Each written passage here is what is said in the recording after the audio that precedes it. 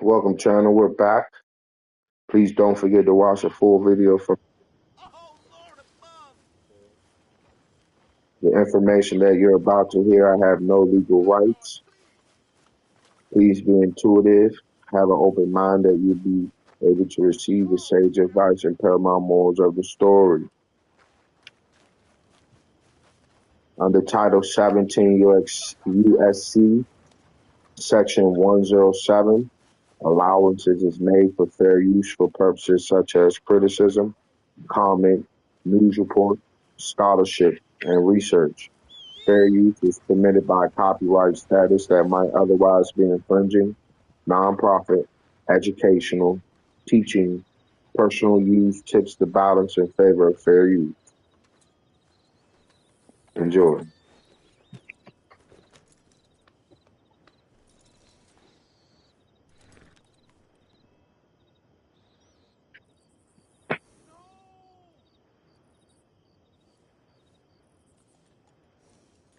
All the fun stuff all out the way. All right, now we're just focusing on Article, Section 10, Article 1.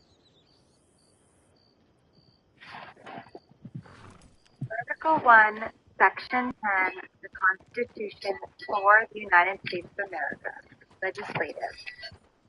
No state shall enter into any treaty, alliance, or confederation, grant letters of marque and reprisal, coin money, emit bills of credit, anything but gold and silver coins and figures payments of debt, have any bill of attainder, ex post facto law or law of impairing the obligation of contract, or grant any title of the bill. No state shall, without the consent of the Congress, lay any imports or fees on imports or exports, except what may be absolutely necessary for executing its inspection laws, and the net produce of all duties and imposts, which by any state on imports or exports shall be for the use of the Treasury of the United States, and all such laws shall be subject to the revision and control of the Congress. No state shall, without the consent of Congress, lay any duty upon it, keep troops or ships of war in presence, and any agreement of some kind with another state with the foreign power, or in form of acts committed during such danger as will not admit of the It's the holidays, and I'm going to try some viral.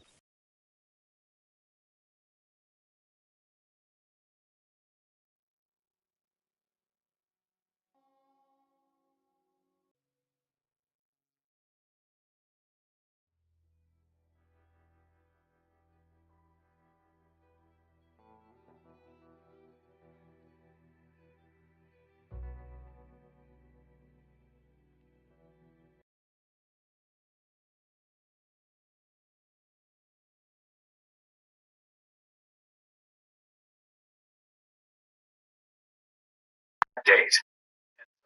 We're in this grand experiment that has never been done before, where all of the world's currencies are fiat currencies simultaneously. This is new territory, 1971 or later, because all of the fiat currencies that exist right now were born on August 15th of 1971 or later. because before that, all of the British pounds and all of the different currencies around the world were backed by gold through the U.S. dollar. So when Nixon severed the tie to gold, he changed the U.S. dollar after August 15th was a completely different dollar than before August 1971. And if backed by the U.S. dollar, that means all of the other currencies became unbacked on that date. And so we're in this grand experiment that has never been done before, where all of the world's currencies are fiat currencies simultaneously. This is new territory. This is a monetary experiment that is conducted on a scale never before seen. And we know that every time this experiment was conducted in the past, that currency would eventually fail and people would rush to other currencies and to gold. Well, now there's no other currency to run to. There is only gold and silver. And that's it. All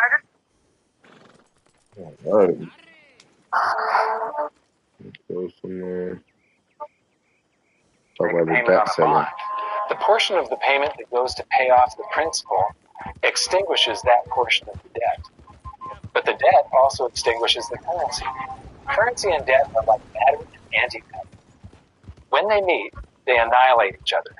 If we just pay off the principal only on all the loans and bonds that exist, the entire currency supply just vanishes.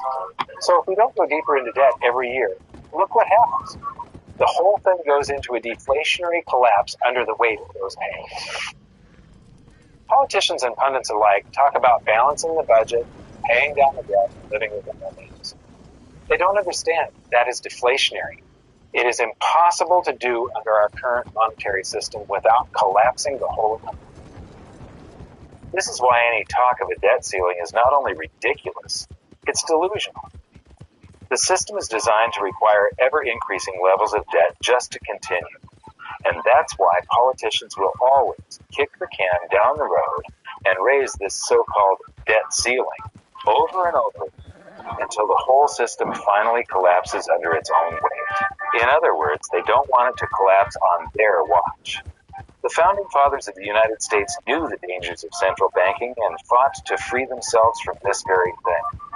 The Revolutionary War started out as a tax revolt, but now we must pay tax just to have a monetary system. Having just suffered through the hyperinflation of the Continental dollar, which was printed into oblivion to finance the Revolutionary War, they understood the dangers of fiat currency and debt-based monetary systems. So to protect future generations from institutional theft and out-of-control government, they wrote into the Constitution that only gold and silver can be money for the simple fact that you can't print them. Our current system is not only unconstitutional, but it robs us of the liberty and prosperity our forefathers fought and died for. Plus, the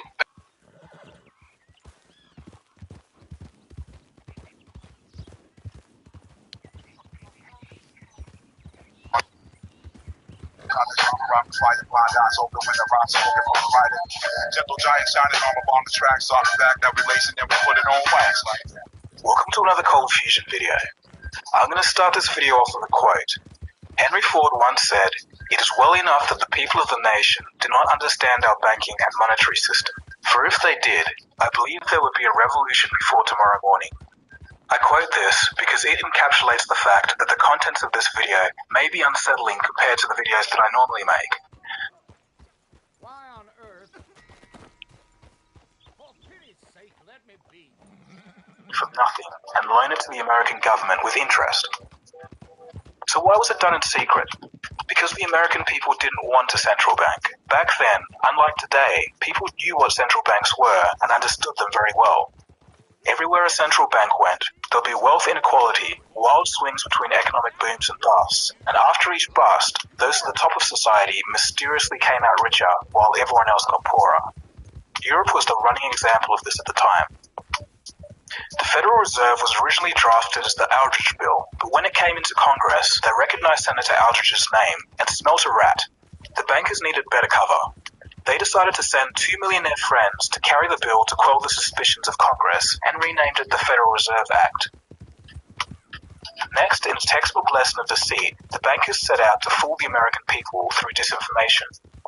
In the newspapers of the day, bankers screamed and protested against the Federal Reserve Bill. It would ruin the banks, they exclaimed. The average person read the protesting articles of the bankers and thought to themselves, if the bankers hate it, it must be good. And then they ended up unknowingly supporting a Trojan horse. The bankers also fooled Congress by putting clauses in the bill that limited their power only to remove them once the bill was passed. A double head fake of the public and Congress was all it took. The bill was passed on December 23, 1913, while most of Congress was out on holiday. And with that, a small group had complete monopoly over the issuing and creation of American money. Today, the Federal Reserve is the most powerful entity in the United States, and they're not ashamed to admit it either. Here's former Fed Chairman Alan Greenspan. What should be the proper relationship between a chairman of the Fed and a president of the United States? Well, first of all, the Federal Reserve is an independent agency, and that means basically that there is no other agency of government which can overrule actions that we take. What the relationships are don't frankly matter. In addition to this, it seems that the Fed can't even be touched by investigating parties. So I'm asking you if your agency has, in fact, according to Bloomberg, extended $9 trillion in credit, which, by the way, works out to $30,000 to every single man, woman, and child in this country. I'd like to know, if you're not responsible for investigating that, who is? We have responsibility for the Federal Reserve's programs and operations, audits, to conduct audits and investigations in that area. In terms of who's responsible for investigating, would you mind repeating the question one more time? Mr. Chairman, my time is up, but I have to tell you honestly, I am shocked to find out that nobody at the Federal Reserve, including the Inspector General, is keeping track of this.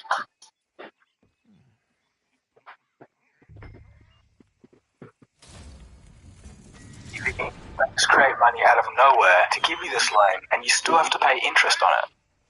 And don't just believe me when I say that. Hear it for yourself from the horse's mouth, the people running the system. Graham Towers, former governor of the Central Bank of Canada, states, quote, each and every time a bank makes a loan, new credit is created, new deposits, brand new money, end quote. Paul Tucker, deputy governor of the Bank of England, quote, banks extend credit by simply increasing the borrowing customer's current account, end quote.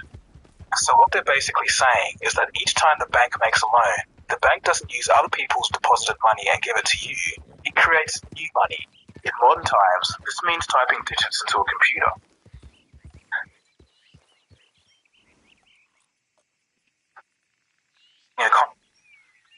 Imagine being able to build an app with your name on it, just by thinking about it.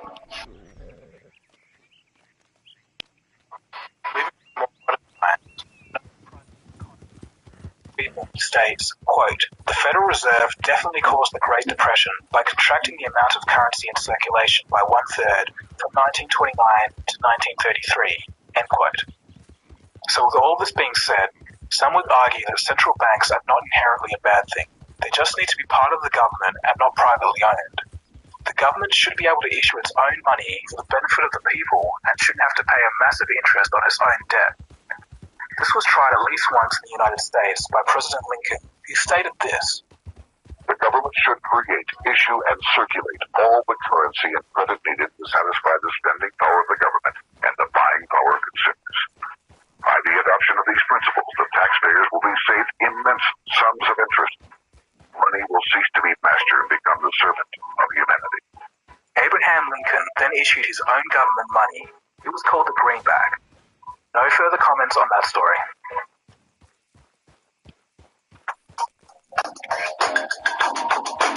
Now more than ever, people need to go within and plug into that cellular memory, plug into divine source, detach as much as possible from the matrix. Hello again, everybody. This is James Bartley, and you're listening to Bartley's Commentaries on the Cosmic Wars. First of all, happy birthday, America. Today is July 4th in America, Independence Day, and we should always honor and remember and cherish that holiday, no matter where in the world you live. If you live anywhere and you cherish and you value freedom, then I encourage you, if you're really not aware of all the major points, the salient points about America's War of Independence, it's never too late to get your nose in the books and do a bit of reading, because it's going to be time well spent. The founding fathers of America had a couple of things in common. They were absolutely brilliant. Generally speaking, you would be hard-pressed to find in any era such a collection of absolutely brilliant minds, people steeped in libertarian constitutional values. Indeed, they're the ones that created them. But also the bravery of these leaders, the strength of character, the integrity. Always remember, only a tiny fraction of the colonists rebelled against the crown. Something like 3% of the people rebelled. The rest were content to stay on their farms, stay in the taverns. But that 3% changed the course of history. And I'll tell you right now, there's no way they would have put up with the level of tyranny that we're experiencing, seeing on a daily, moment to moment, minute to minute basis. Because one of the issues I'm going to address today is the siege mentality. The ruling sewers people who are aware of what's going on, at least surface level aspects of it.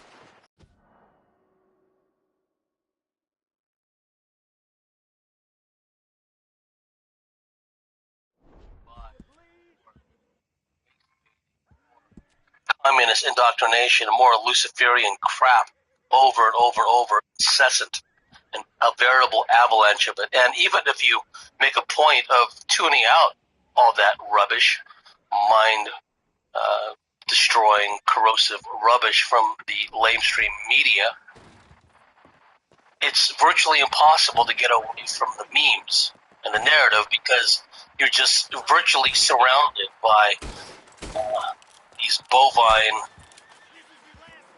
I used to say that these people were slaves in masses of humanity, especially in the Western world, but that's not quite accurate, because slaves know they're slaves.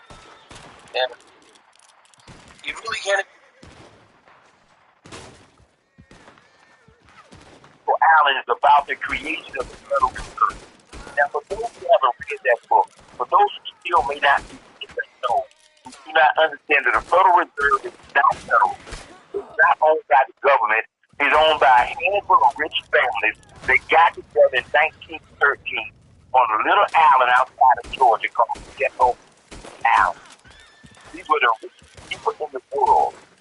They conspired and they had a plan to control the entire world through finance, to control and enslave and dominate this entire planet through finance.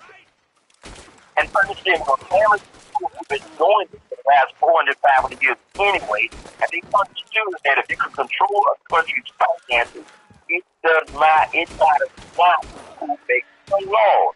Rothschild is saying, let me control a country's finances, and it does not matter. Let me control their money, and I don't care who makes the laws. And so they conspired with a group of wealthy families in this country and in Europe to put together a plan to control the finances of this country and enslave and dominate the entire population. They created in 1913 the Federal Reserve System. Okay, so they could put this manipulation process in place. They realized they could create and print money out of thin air. They've been trying to do this for years, but in 1913 they finally implemented the plan.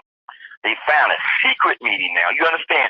It was so secret, when they went down to Georgia, when they identified themselves, when they were on the train trip, it was secret. They knew what they were doing.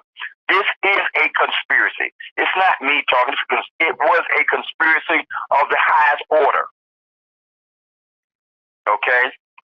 And they understood that if they can create this Federal Reserve, put it in place, and make people think it's a bank owned by the federal government, then they can print money out of thin air, and every time they print money and sell it to the government, and that interest on that money will be paid to their families for generations. And they would can maintain control and keep control of the country's wealth in the top 1%, which they've done for over years. How did they go about implementing this plan? They said, well, we got to figure out how do we go about implementing this plan? First, we create the Federal Reserve. Okay? We convince everyone. We must convince everyone because, see, 100 plus years ago, people knew that gold was money and paper was paper. So they had to go about convincing everyone that paper is now money and gold is a commodity. Plan number 2. They said we got to put an indoctrination system in place. How do we put an indoctrination system in place that'll last for generations? We create a free educational system. They create a free educational system. What do we teach the kids? We teach them what we want to teach them. But we teach our kids something different, but we teach the majority of the population what we want to teach them. We teach them that paper is money, not gold. We teach them that it's better to have a job and not a business. We teach them it's better to have a job and not be in free enterprise and not take you through your life. We teach them it's better to have a job so we can now collect taxes. Wait a minute. You got to put the tax system in place. The exact same year as Mark Price just told us. When was the federal tax system put in place? 1913, the same year the Federal Reserve was done. What do we do with the tax system? We take the money first, and then we give them back, and we got to convince them we're doing them a favor, but we're going to take their money first, we'll give it back to them in the form of a refund. Thank you for the interest-free loan. And then, wait a minute, we can also steal their money through inflation without them even understanding that their wealth is being taken every single month as we deplete the value of the dollar. And by the time the average person figure out what's going on, they're 65 or they're dead. And the plan came into full effect in Britain Woods after World War II, because not only did they say we now have control of the dollar, we're going to make the dollar the world's reserve currency. So every single country on this planet pretty much has tied to the dollar. And every time we print the dollar, our families get wealthy and wealthy and wealthy just by printing this dollar in this $1.4 quadrillion paper currency world. That creature was created, and it kept the wealthy in place for the last 100 years. We're talking about a handful of families for generations. We don't need to call names. Many of us know who they are. Over 100 plus years. But now the writing is on the wall. I sent out a text today by Kenneth Thomas. He talked about what's going to happen in the next 40 hours on September 30th when the Chinese government introduced the yuan and all this currency is going to be backed by gold. And now we have a stack of perhaps a third world currency on the scene and one that's backed by gold. The impact that's going to have on a worldwide global scale. I'm not in terms. I can't speak to that. But it created a sense of urgency within me. This is after I'd written this. It created a sense of urgency to, oh my grace, I told Dr. Bell, what cash do we have in the bank? I'm taking it all out tomorrow. I don't know what's going to happen on September 30th. You know me, guys. I like to sell the dream. I like to sell, get the Rolls Royce, get the home. That's travel. Let's go to the beach. Let's buy athletes, let's buy jets. Okay?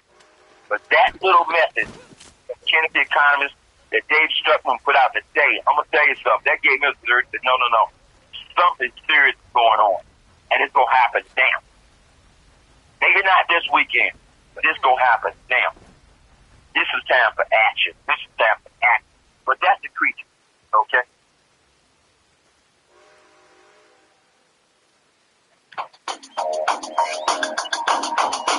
Now more than ever, people need to go within and plug into that cellular memory, plug into divine source, detach as much as possible from the matrix. Hello again, everybody. This is James Bartley, and you're listening to Bartley's commentaries on the Cosmic Wars. First of all, happy birthday, America. Today is July 4th in America, Independence Day. and we should always honor and remember and cherish that holiday, no matter where in the world you live. If you live anywhere and you cherish and you value freedom, then I encourage you, if you're really not aware of all the major points, the salient points about America's War of Independence, it's never too late to get your nose in the books and do a bit of reading, because it's going to be time well spent. The founding fathers of America had a couple of things in common. They were absolutely brilliant. Generally speaking, you would be hard-pressed to find in any era such a collection of absolutely brilliant minds, people steeped in libertarian constitutional values. Indeed, they're the ones that created the Constitution. But also the bravery of these individuals, the strength of character, the integrity. Always remember, only a tiny fraction of the colonists rebelled against the crown. Something like 3% of the people rebelled. The rest were content to stay on their farms, stay in the taverns. But that 3% changed the course of history. And I'll tell you right now, there's no way they would have put up with the level of tyranny that we're experiencing here, seeing on a daily, nay, moment-to-moment, minute-to-minute basis. Because one of the issues I'm going to address today is the siege mentality. They being the oppressive, ruling sewer scum, want-to-be ruling sewer scum class, they have effectively placed everyone on this planet into a siege state, siege mentality, siege status. And those people who are aware of what's going on, at least the surface level aspects of it,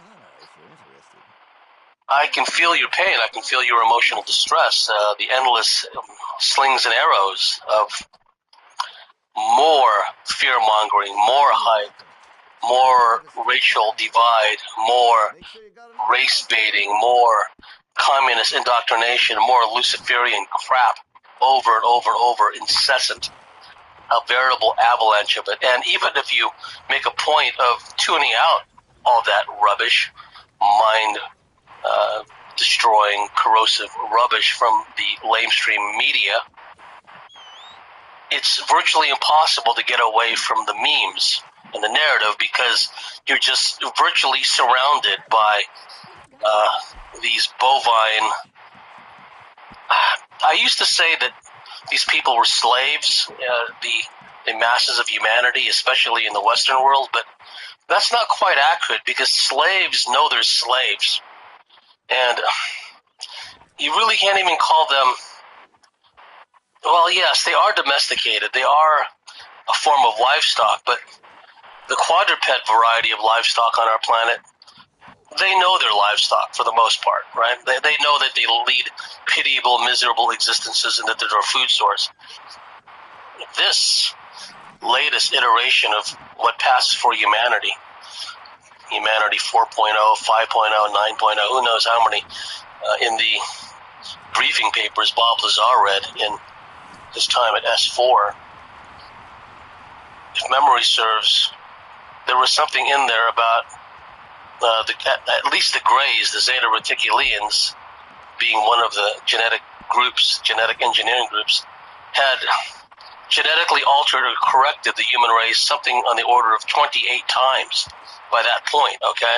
So 28 different times in the evolution of the human race, there was these corrections, these genetic alterations. And that's just one race, that's just the Zetas. But who are the Zetas really working for? I would argue that at least some of the gray factions work for the reptilians, they work for the Draco, they work for the Orion Empire, essentially. Hello again, everybody, this is James Bartley.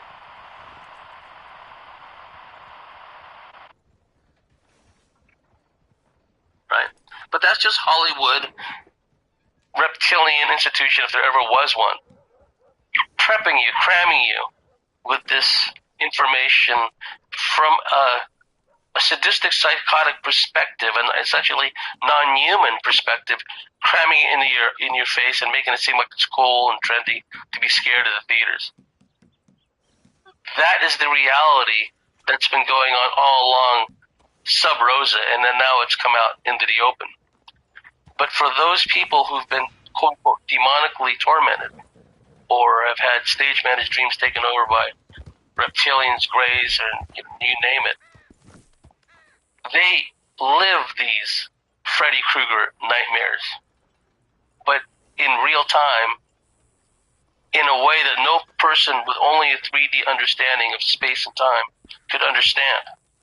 Because these people are literally trapped within their own bodies at night, paralysis, they can't wake themselves up, and they literally have, for lack of a better term, but a term that some Christians might understand, a demon inside of them.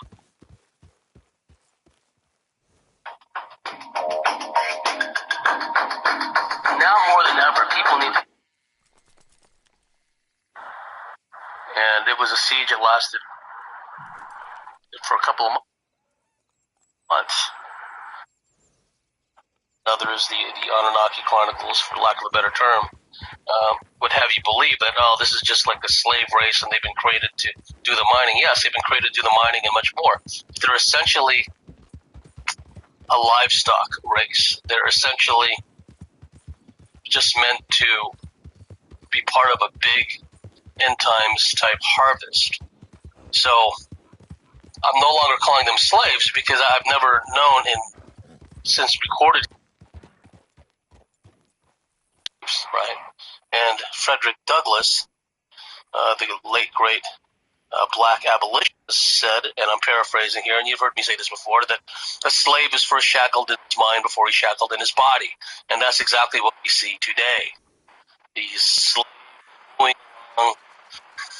wearing the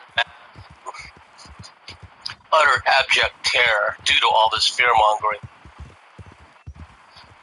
And getting back to the Founding Fathers, they were the 3%. The other 97%, I wouldn't say the other 97% at that time were mindless automatons like we have today, but I would say that they decided to keep their head down because they felt they had more to lose, or if the crown did impose a total tyranny, and you have to understand by that point, one of the key points behind the rebellion, one of many, the taxation was just a small part of it, and typical of the controlled publishing, controlled academia, that they would endlessly harp about the taxation, right, without representation. It was the fact that a central bank was foisted, or was attempted to be foisted on the colonists, and also the quartering of troops.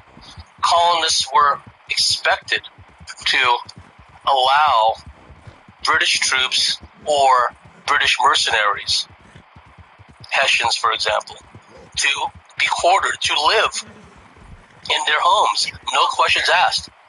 And a lot of people said, no, that's not on. I'm not going to let these friggin' smelly foreigners come in here and just, put their feet up and just lounge around my house and order us around and, right, abuse our families. Ain't going to happen. So they rebelled, 3%. And I'm telling you, the Founding Fathers would never have put up with this amount of abuse. They would just become irate, livid at any suggestion of taking away their freedoms.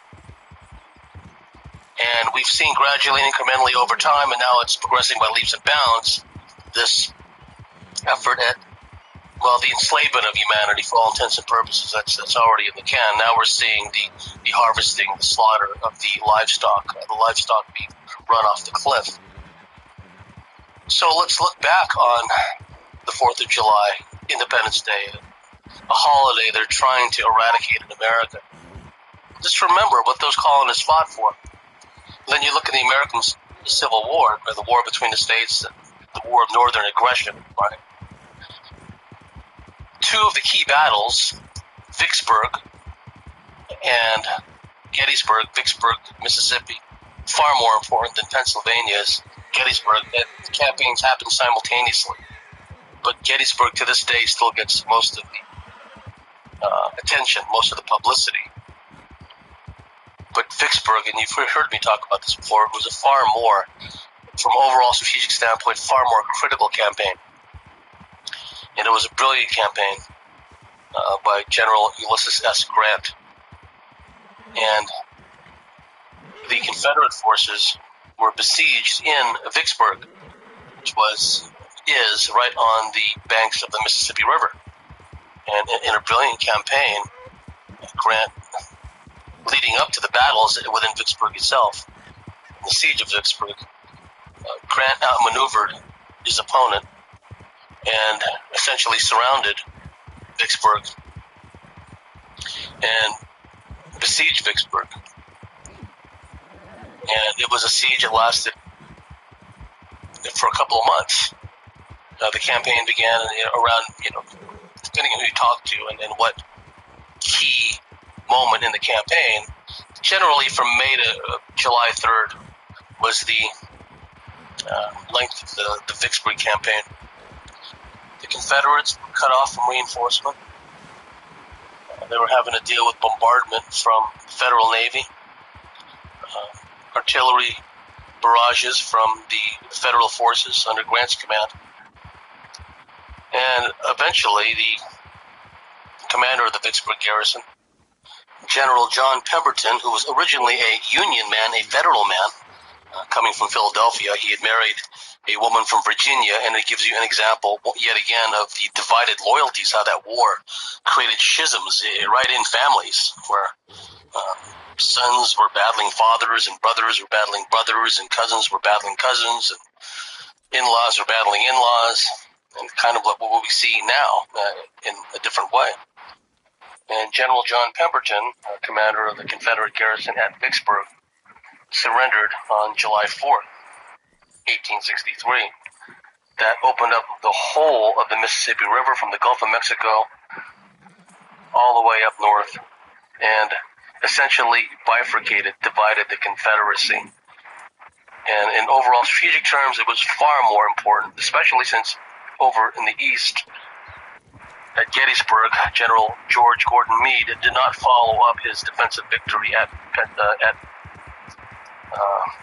Gettysburg, Pennsylvania. He should have run Lee's army down into the ground after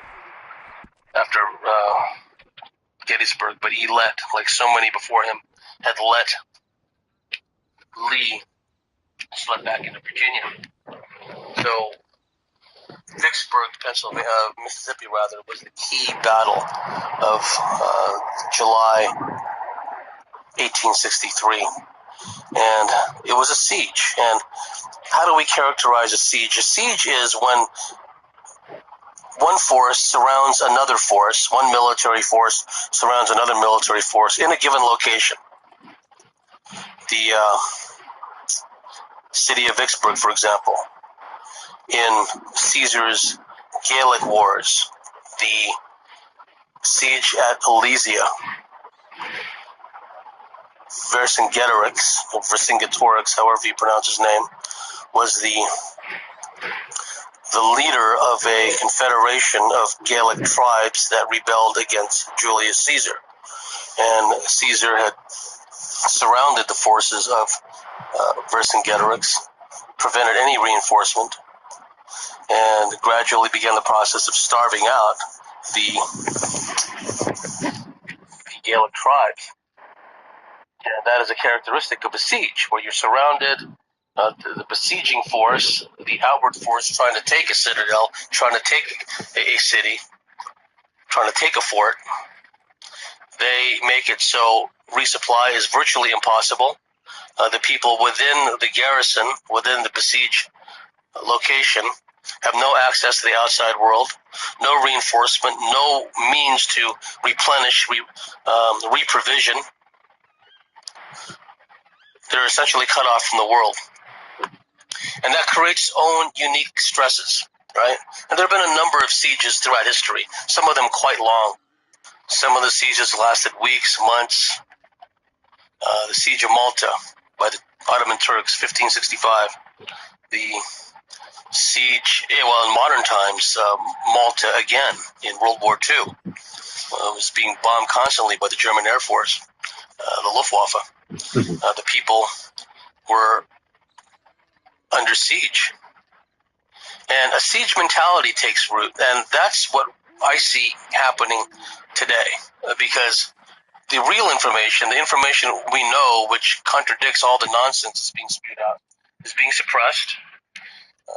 We're just pelted with constant lies from the lying media.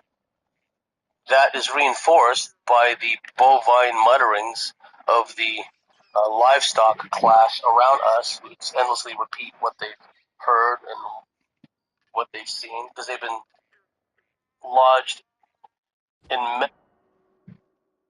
again, everybody. This is James Bartley, and you're listening to Bartley's commentaries on the Cosmic Wars.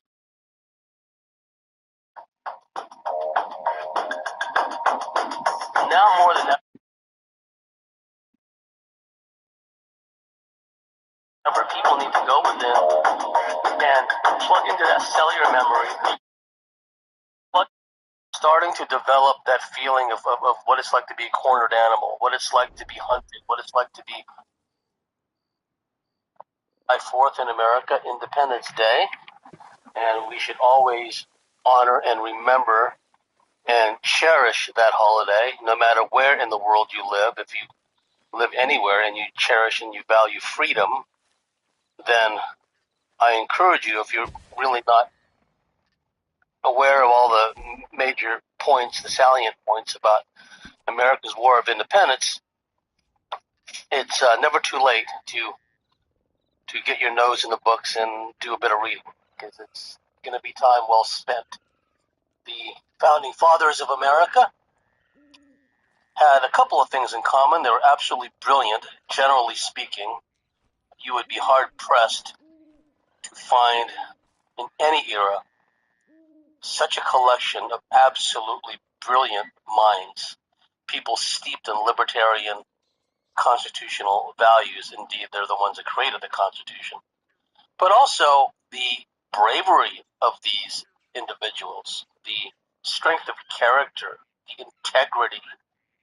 Always remember, only a tiny fraction of the colonists rebelled against the crown. Something like 3% of the people rebelled. The rest were content to stay on their farms, stay in the taverns. But that 3% changed the course of history. And I'll tell you right. Meet the most insightful way.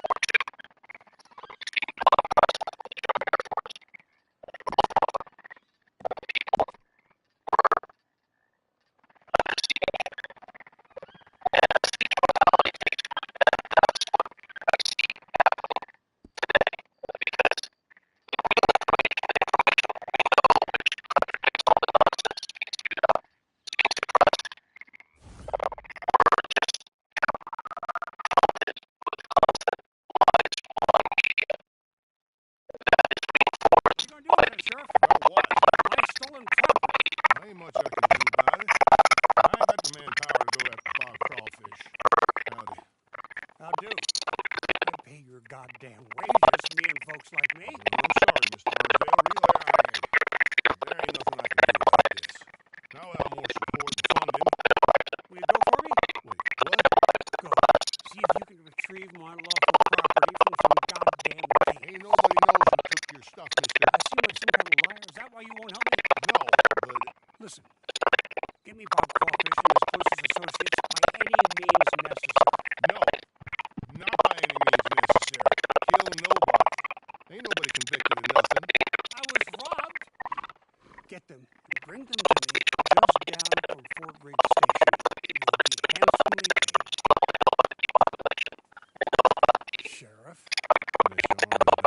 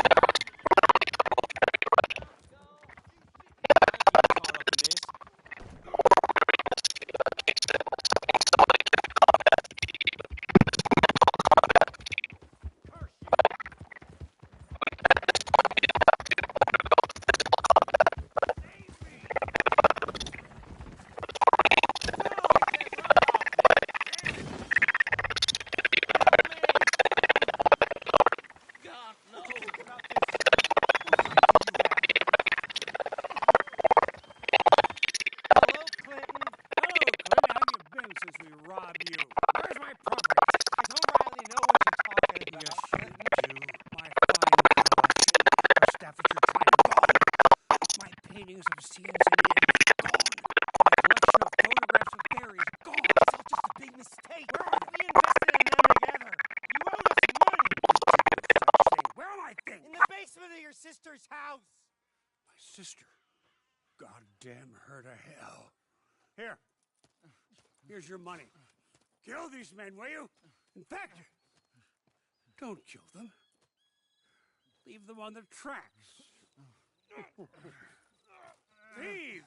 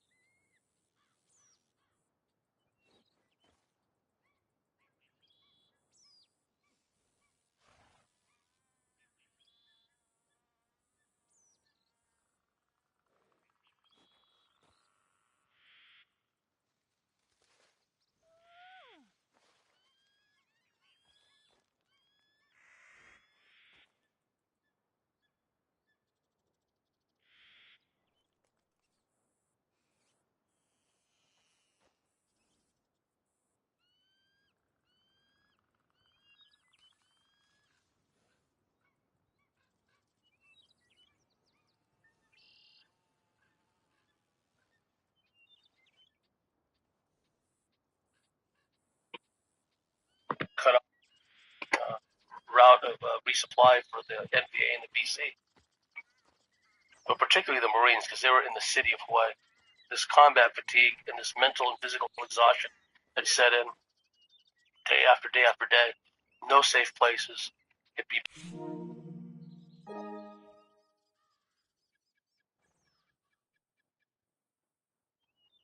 the kind of mental anxiety that would induce. Now, I'm not comparing what we're going through to that, right? I wouldn't disrespect combat veterans who've had to put up with that. But I would say that from a mental duress standpoint, the constant pelting, when you hear the old term to be pelted or being pelted down by rain, it goes back to this term, peltast.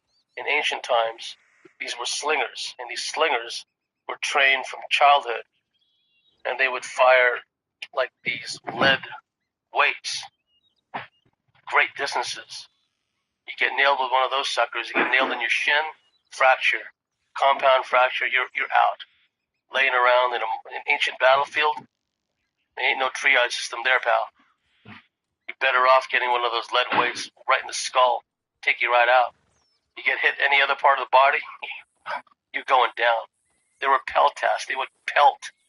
They would be, along with the skirmishers, they would go ahead of the main force. And along with the archers who would fire their arrows, these peltasts there would be dozens of them. Places like the Balearic Islands in the Mediterranean, who were frequently used as hired as mercenaries by this, that, or the other army. And they would just be raining down these lead weights, stones, whatever they could fire, and they were accurate. And they would come down like hail, right? Imagine having to go up against that. That's what I mean, being pelted. Just the crass stupidity is a form of siege warfare. Every time you go to the store and you see these bovine, masked up cattle trying to police you, trying to boss you around, because they're in fear for their pathetic, miserable lives, and they're placing their lives.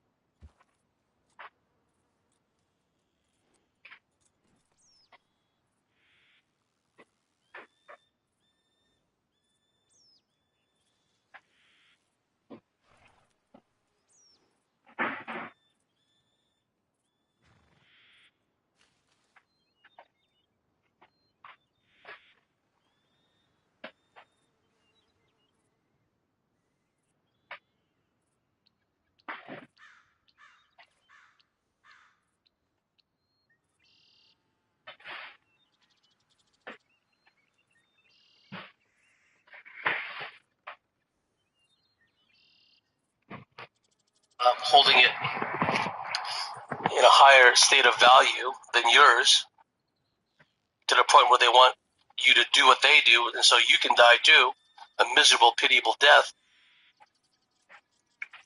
That mentality, it contributes to the siege mentality. There's almost no relief, because even if you, like I said, even if you made a point of avoiding the news, you're going to come across all this cattle that will endlessly repeat the news, endlessly repeat the fear-mongering and the hype. All these variants popping up now. It's all fake. It's all bogus. As you know, they weren't even able to isolate the original problem, let alone, and then everything is an inversion. When something mutates, it's weaker than the original strain. But now these mutations are more powerful than the non-existent original strain. Knowing this, knowing that all that is a justification and a distraction and a psyop, it can add to this siege mentality. Getting back to Elysia, before I forget, because the whole thing about food, and now because they're hyping up the climate change thing and they're using the weather weaponry to increase the temperatures. Not too long ago it was Texas, now it's Pacific Northwest and the western part of Canada. They're just burning those people up with ridiculously high temperatures. I mean, 121, 122 degrees in places in Canada. I experienced that in Bullhead City. I experienced that in Las Vegas. I experienced that in Lawful, Nevada, right? Bullheaded City, Arizona. But you just don't expect that in Canada, right? But right on cue, Project Veritas had gotten that one guy on video saying that, oh yeah, we're hyping up the scamdemic, and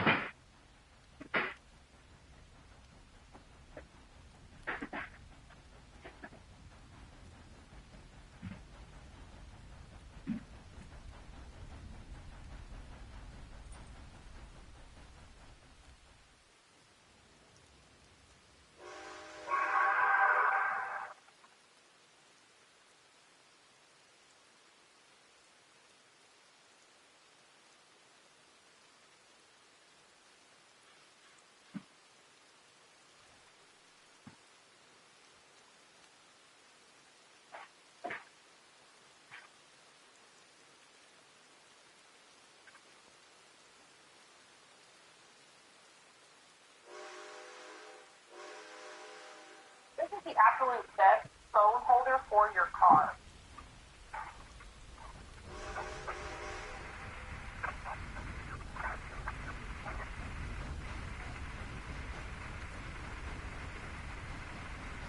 Scamdemic. And we did everything we could to destroy Trump's presidency, yada, yada, yada. Next, we're going to hit him with the climate change. He said that. We're going to hit him with the climate change again. Right on cue. Again, this adds to the whole siege feeling of being besieged, right? There's people in Pacific Northwest and people in Canada. They're being hammered by heat waves. And probably some directed energy manipulation as well. So you have the endless immigration of increasingly in the U.S., especially now recently, with the open borders, and they're just pouring in. You have the Codenhove-Kalergi plan, Europe at large. I mean, France, Italy, lots of areas in the UK, completely unrecognizable now. The existing native majority is been reduced to a cowering minority, right? Because of the Frankfurt School type of just us system of justice there. We'll never get a fair shake. And these types were brought in specifically to run amok, okay? They cause all these problems. That's part of the siege mentality. That's part of being besieged.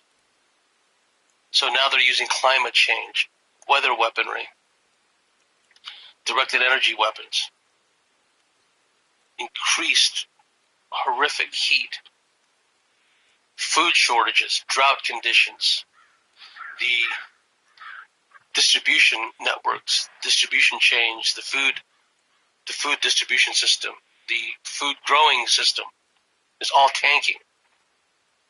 That's going to lead to widespread starvation. And at Alesia, the chieftains got together and they said, look, we're starving. We're running out of food. We have to feed the warriors, right? Because they knew they were painted into a corner, folks. That's what I mean. They knew there was no going back, okay? Because if they were lucky or unlucky, and they somehow survived the siege of Caesar's forces, the best thing they could hope for is to be sold back into a life of slavery, right? And that's why they were rebelling in the first place. A lot of them weren't slaves, but they've seen how their fellow tribesmen and women and children were taken away as slaves, right? So they were rebelling against that. There was no going back for them. So the chieftains got together and said, let's offer up the women and children to Caesar's forces. Because even if they're taken into slavery, at least they'll survive, right? And we won't have to share our meager, fast dwindling resources, provisions, food with them. Key point. See, there were two lines of defense. There was the initial line of entrenchments, and the Romans were the great engineers of ancient times. They built these fortifications surrounding the Gaelic tribes in this hilltop, which is known as Alesia. And that hemmed in the garrison, that hemmed in all the tribesmen. They created a larger ring outside of that, facing outwards to prevent any reinforcement from coming, okay? And the tribesmen just sat there and watched day after day, week after week, these Roman legionaries, every single one of them a trained engineer, just build these fortifications all around them, watchtowers, the whole bit, trenches, spikes, everything. Food was growing short. Okay, let's offer up the women and children to Caesar. They just said, no, we're not accepting your women and children. And the tribesmen had the heartache of having to watch their loved ones starve to death. Because that's how it was back then. It still is, actually. Caesar said, not my problem. I'm not going to take them on. More mouths to feed. You keep them. And the chieftains had already decided we're not going to feed them because we have to feed the warriors. So again, like I said, they watched as the poor women and children, their own families, perish, die of malnutrition, starve right in front of them. The Romans looking down from their watchtowers, of just observing, right? Point of relevance is, desperate times call for desperate measures. That's what the Gallic chieftains had decided, and Vercingetorix, the commander of the Confederation of Tribes, said, "Yeah, it's pretty harsh, but that's what we'll have to do." And the way that the distribution networks, the prices are going up because of the fiat currency is being so devalued by the incessant printing of fiat currency.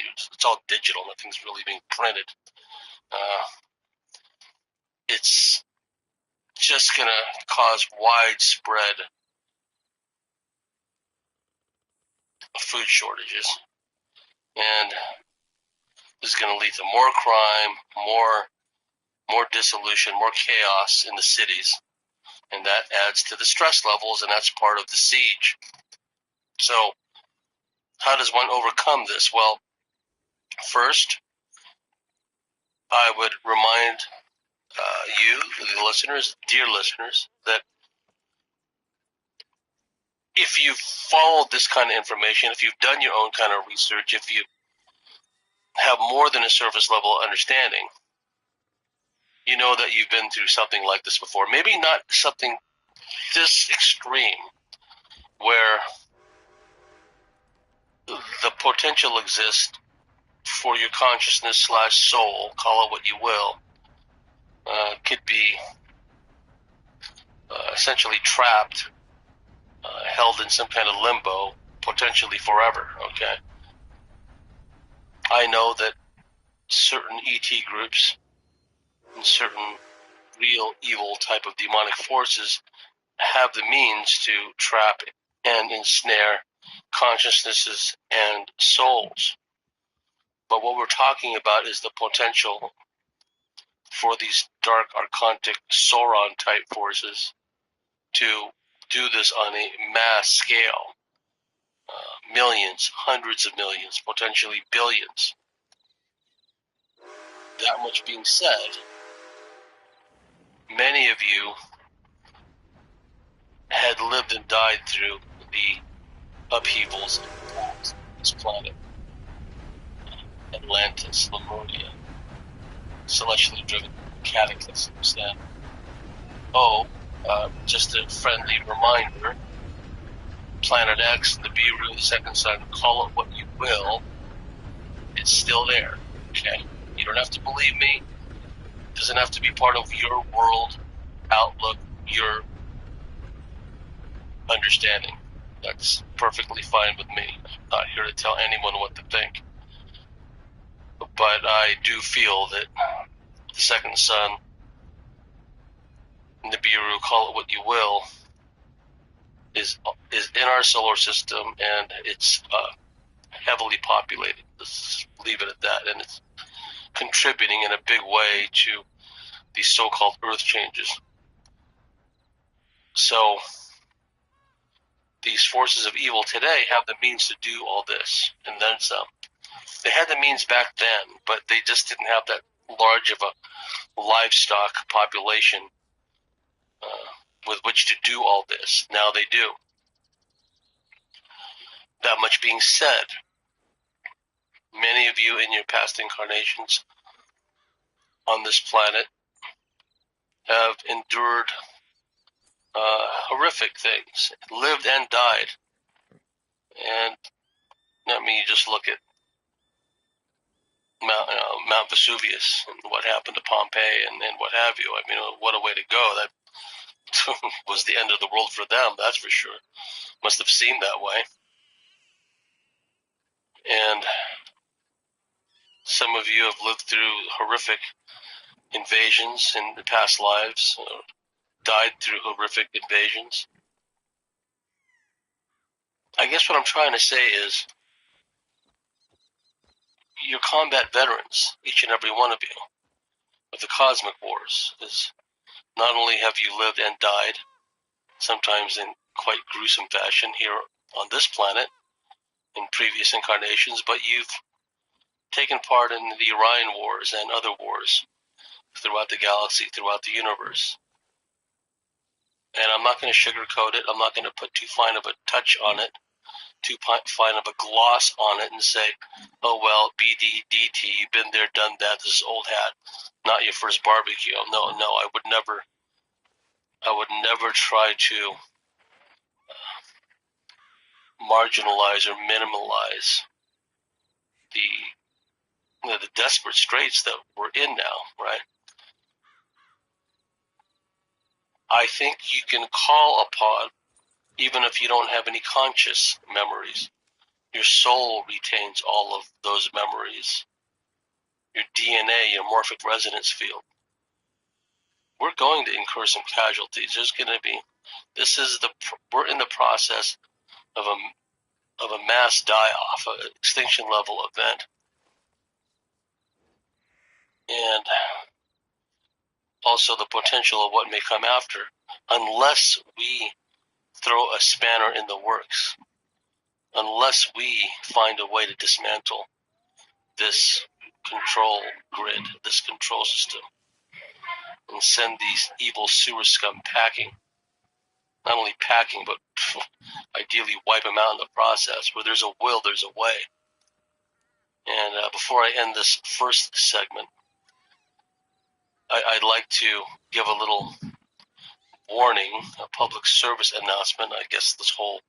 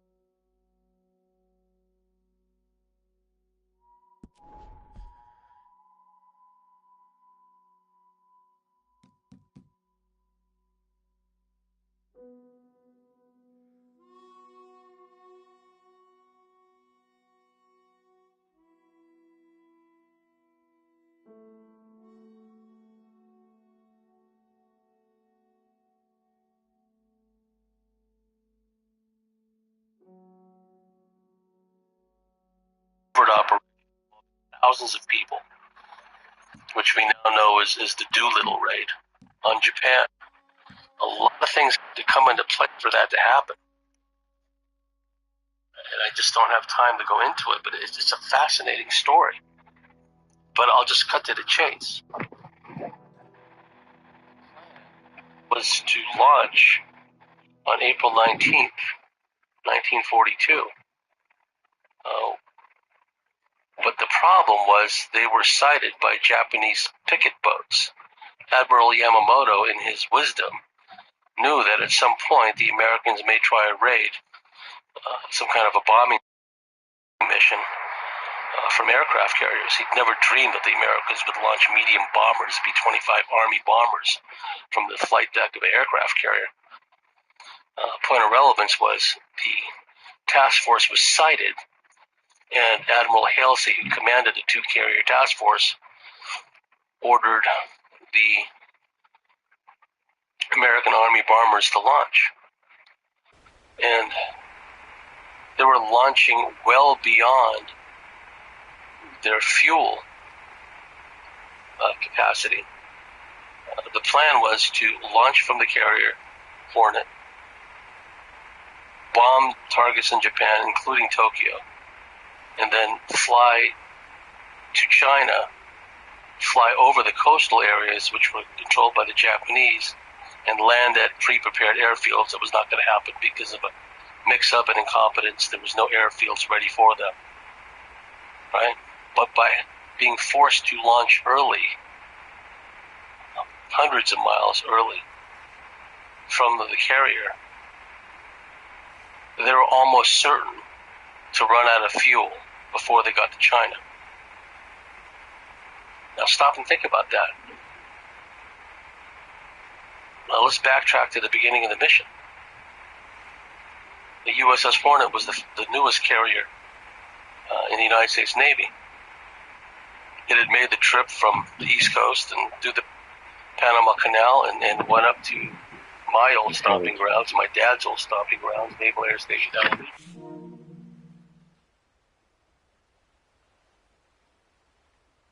Mitchell bombers. And the commander of that group was Lieutenant Colonel Jimmy. When I was a boy growing up in the streets of Daly City in San Francisco, every kid my age knew who Jimmy Doolittle was. It didn't matter if they were. I lived in the projects, which was the housing for military dependents, Army. Mostly Navy, some Marines, some visiting Air Force. I'll fix it. I don't recall seeing too many Army brat kids there. But even outside of the projects, the kids we knew from school, the kids we knew, from in Civvy Street, let's say, they knew who Jimmy Doolittle was. Everyone in my age group knew who Jimmy Doolittle was. You could not know. First of all, he was born in Alameda, California, which is in the Bay Area. And then his exploits after that, right? So there was a personal angle for it, for me, because, where the U.S. carrier Hornet docked and took on board the B-25 Mitchells and Doolittle's crews, I'd been to that naval air station. I'd been on board aircraft carriers there as a young boy, the USS Ranger in particular, and the USS Coral Sea. They were both ships that my dad was stationed on. And, the Navy guys were resentful. It's like, what are we, a ferrying service? They're loading all these Army bombers to us. It's like they want us to, I guess, take this somewhere. But what do we look like? A towing service? We're like chauffeurs for the Army now. A lot of the Army people were pissed off. Not Army people, I take it back. I mean the Navy people, because it was all secret, right? So what happened was he was an admiral yet, he was a captain still. The commander of the Hornet, USS Hornet, was Captain later Admiral Mark Mitcher, one of the original naval aviators, and later commanded the legendary Task Force 58, Task Force 38, and went by two different designations at times. These were the fast carrier task forces. But that's, a couple of years, a year and a half, 2 years in the future. Captain Misher commanded the Hornet, and he was let in on the secret. They knew where they were going to go. They were going to bomb Tokyo, right? So they used the crane to hoist all those bombers onto the flight deck of the Hornet, and Doolittle had been training his crews incessantly in short takeoffs. They didn't know why. They didn't know why they had to, be able to lift off within 400 feet. Well, now they knew why. Because their planes were being loaded onto an aircraft carrier. They had been trained by a Navy guy how to properly rev up their engines and take off with such short space, right? And it wasn't until the task force was underway at sea. It was the USS Hornet. It was escorting cruisers and destroyers and oilers to refuel the ships in the task force, as well as replenishment ships with supplies to replenish the ships underway at sea. It wasn't until they were beyond the Golden Gate Bridge out into the Pacific that Captain Misher, over the PA system, the intercom of the aircraft carrier USS Hornet, announced, this ship will take the Army bombers to the coast of Japan for the bombing of Tokyo. And when he said that, there was first a momentary stunned silence, and then sustained cheering from every part of the ship. And then it all made sense to them. As a matter of fact, the commander of the Marine security contingent on board the Hornet, when he got his first glimpse of Doolittle, he couldn't get this feeling out of his head. I've seen this guy somewhere before, right? And then it dawned on him that this Lieutenant Colonel Doolittle guy is the same Doolittle who had set all these world records in altitude, speed, endurance. He'd invented blind instrument flight navigation and flight controls. That was a Doolittle invention. He created that.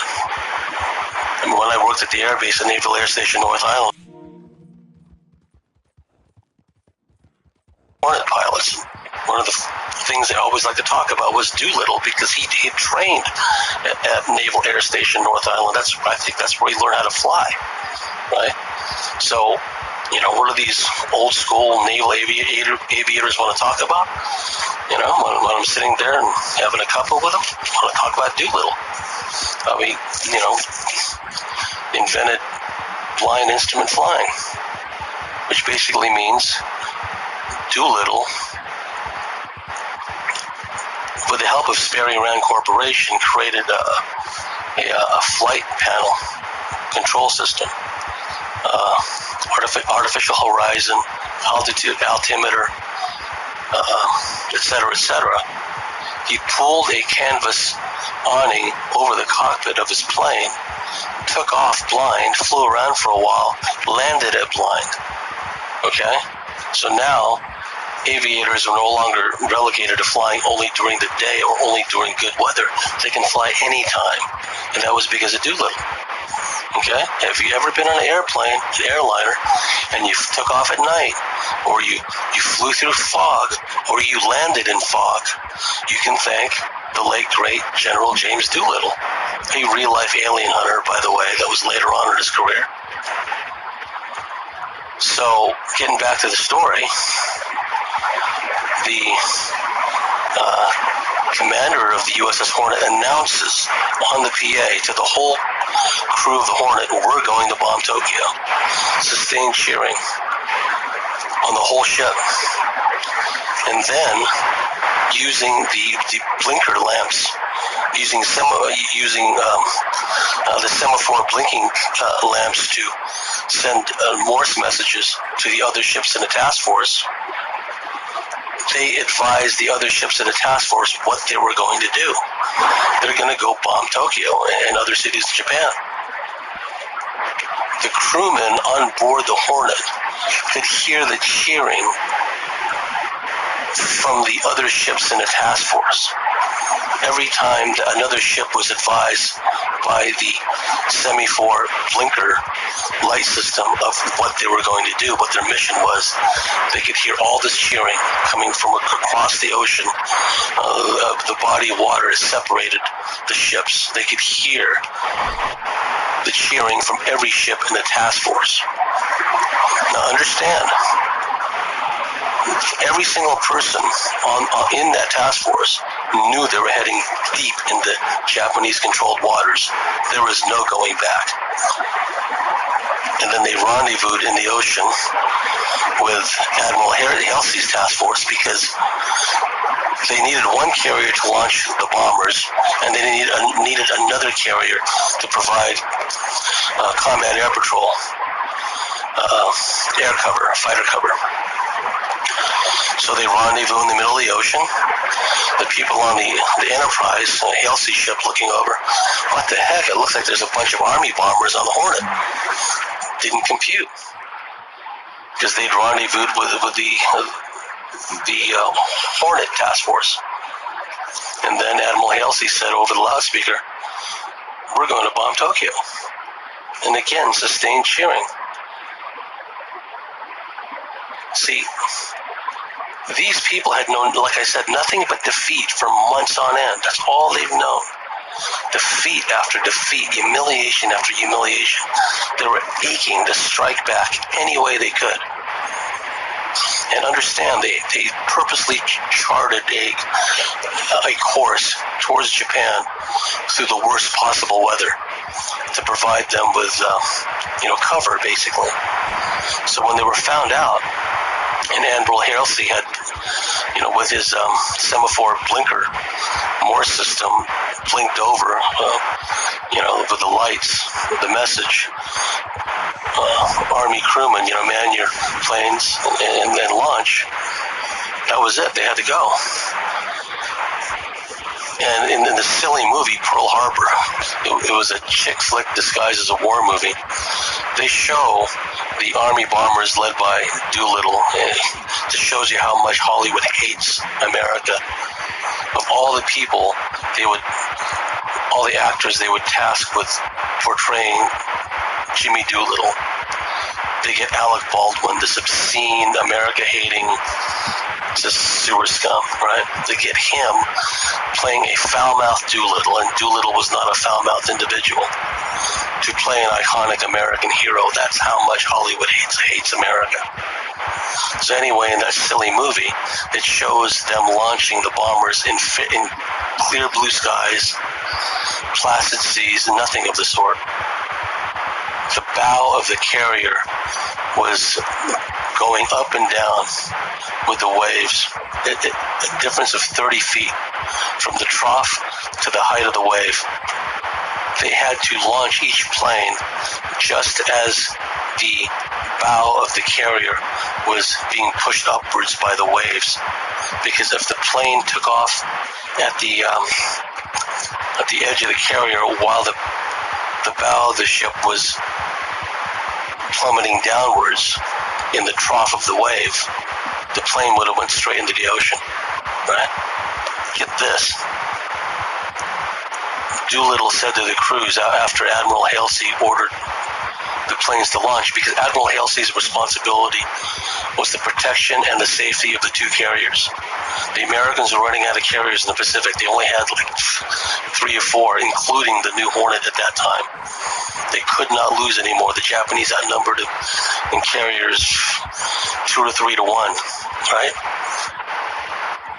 So Halsey, understandably, wanted to get his carriers out of hostile waters, hence his order to launch Doolittle's planes hours ahead of schedule. And Doolittle said to his assembled crews, "Okay, we've been ordered to launch. This offer still stands. Any of you could back out right now. Nothing more will be said. We have replacement crews to take over your ship if you don't want to go." Nobody said anything. Doolittle got into the lead plane, and in so many words, when Doolittle asked that, do you want to back out? Any of you back out? Because by then, it had dawned on everyone that it was essentially a suicide mission. They were not going to have enough fuel to make it to mainland China, right? Now stop and think about this. all those Americans out there and all those Brits and all those Aussies and all those military big shot tough guys, right? And you haven't really fought for your countries yet. Fighting against the Taliban, and they gave Afghanistan back to the Taliban, does not constitute fighting for your country. I don't care what you think. I don't care how much you relive your glories in your podcast, because I've listened to them. And none of you, hardly any of you, have any self-reflection of how you've been used and how you've been played. So don't come around trying to big shot me with how you fought for your country. The biggest fight is yet ahead. The biggest fight is now, right? And when Doolittle said, anyone want to back out? Okay, no one's going to back out, fine. Doolittle turned, he got on his plane. In other words, Doolittle was saying, I'm going with you or without you. I'm going to fly my ship, my B-25 Mitchell. I'm not going to even turn back. You can go with me or you don't go with me. I don't care. I'm Jimmy Doolittle, right? And of course, when Doolittle was able to get that plane off the flight deck for less than 400 feet, okay, the other guys followed. The other crews followed. They bombed their targets in Japan, turned towards China. Providentially, fortune favors the brave. Fortune favors the brave. They had a powerful tailwind that pushed most of the planes to mainland China, not far enough to get beyond the coastal areas controlled by the Japanese. Right? Some of the planes had a ditch in the ocean near the shore. Others, the crews had a bailout, and some crash landed with the crews on board. On Doolittle's plane, once they got over the Chinese mainland, he ordered his crew to bail out while he held the plane in steady flight. He bailed out after everyone else did, and he landed literally in a shit field. Because in China, at nighttime, they have what they call night soil, where the farmers bring out buckets of human excrement, and they use that as fertilizer. So they scoop up all this crap from the latrines, and then at nighttime, at dusk, they bring it out to the fields, and they use it to fertilize their crops. And here comes Doolittle bailing out of his plane in a parachute, literally lands in a shit field. And there's a picture of him, sitting down near the wreck of his plane, and he's just looking totally disconsolate. He's thinking, I don't know where the rest of my crews are. I don't know where I am. I'm going to be court-martialed. I'm going to be arrested. If I make it out of here, I'm going to be arrested because this mission was a total flop. Well, it wasn't a total flop. It was a pinprick as far as, especially the later air raids are concerned, the mega bombing missions and firebomb missions under LeMay later on, but that's fast-forwarding a couple of years, 2-3 years in the future. But although it was a pinprick, the effect it had on the American populace to be able to finally strike back.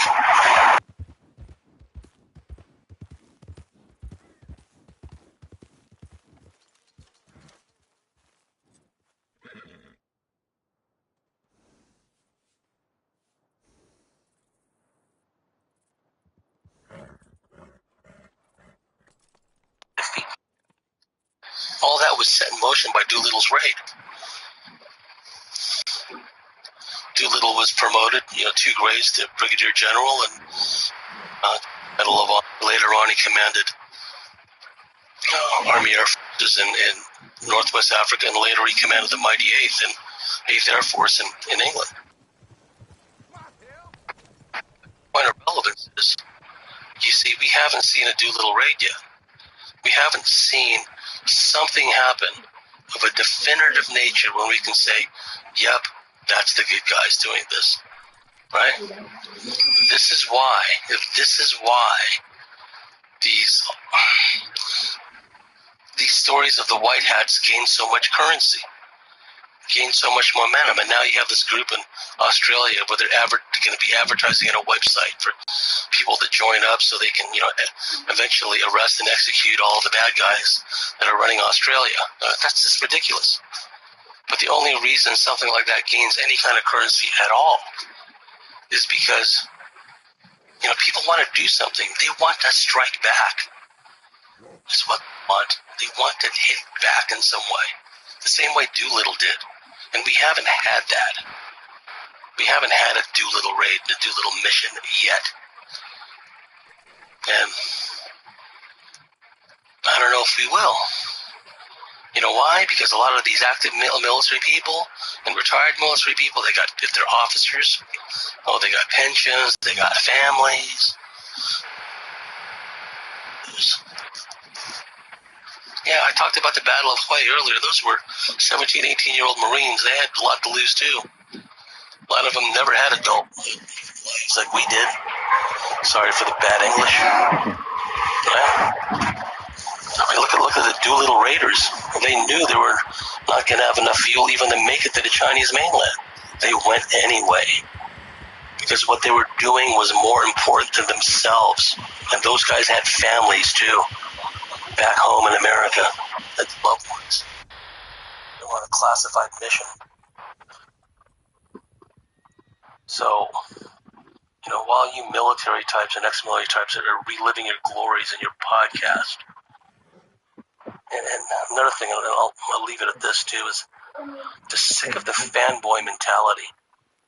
When I go into these military-oriented Facebook groups or listen to these podcasts on YouTube, you read the comments, and most of them are a bunch of fanboys. And you point out this, they seem to think that these military people that they worship and idolize are infallible. They never make mistakes. When you point out that, such and such commander made a lot of mistakes in this campaign or that campaign, they just get all bent out of shape. Like it's just upsetting to them so much to think that these guys are not infallible, that they make mistakes, and some of them are downright lousy commanders that got their troops killed for nothing, except in their quest for glory and fame, which is not a good enough reason, to throw men's lives away in combat. There has to be a bigger purpose behind that. But you can't tell that to these fanboys, right? And like these fanboys don't know what we know either. They don't know about what's going on in the world. They just idolize and worship the military, and they don't realize how controlled it is. It's run by a Secretary of Defense that hates America. It's run by this digital, virtual president who hates America, and that's who the commander-in-chief is. Right? And they're still hoping Trump will come back and somehow save all this. The whole thing is ridiculous. So I'm calling out all you military types out there, right? If you're not going to do something, just shut the F up. I don't mind you talking about some of your experiences in your podcast. I'm a believer in freedom of speech. I'll fight till whenever. A million times down the track, I'll fight for the freedom of speech. I'll fight for freedom in general. And I know you have to walk on eggshells. You don't want banned from YouTube for talking about certain things, but at least speak in a way, be as elliptical as you want, but kind of let it be known to those watching that you have an idea of what's going on, right? That you're not just reliving past glories, right? So that's why these fake movements, this movement in Australia, if you ask me, it's just a means to get gullible, hopeful people who want to strike back to recruit them, so they wind up, being tossed into the camps one day, right? So just keep that point in mind. That there's this group out there, they're recruiting all these people in Australia, or trying to, and their OPSEC is non-existent. In fact, it's a joke. So, we haven't had that Doolittle raid moment yet. I'm not holding my breath for it. But you never know, right? I mean, you never know how this thing will play out. It's not written in stone. So anyhow, I just wanted to get these thoughts out there as far as the siege is concerned, as far as the Doolittle raid moment is concerned, and what the Doolittle raid meant for Americans and free people everywhere back then. Anyhow, thank you for listening. And, pardon your neighbors out there. I've got something Highest form of ignorance. for you becoming a part of Person making stable outdoor ones are hard. For those of you listening now, wherever you may be, Welcome, whatever you may be doing, very pleasant time. We'll see you next time. Bye for now. That was James Bobby. Guest speaker.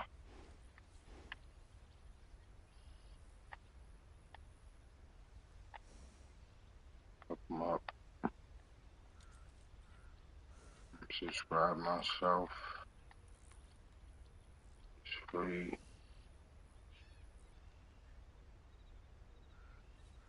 Yeah.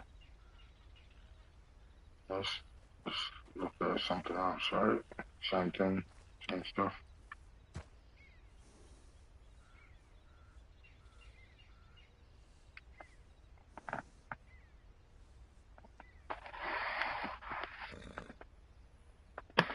This is something else I stumbled across. You know what I'm saying? It's What in tarnation are you so doing? just nice. I ain't got no hesitation about shooting you dead.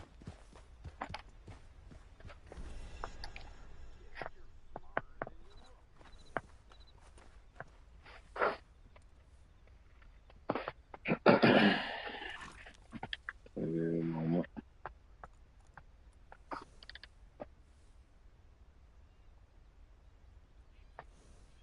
Fort Knox.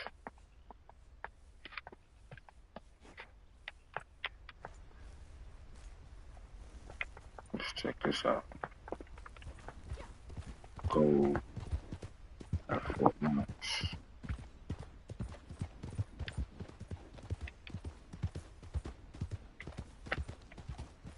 Kind of like with me and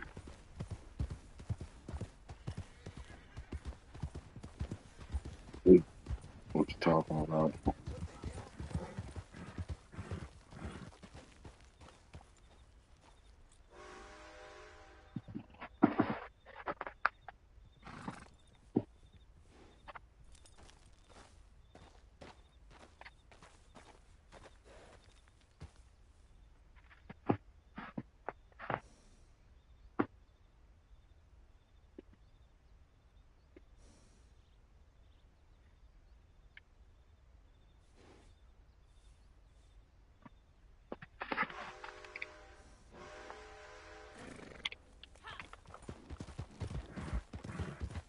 Let's just start the location. I was wait for the service to pick up on the phone. There we go. Okay, so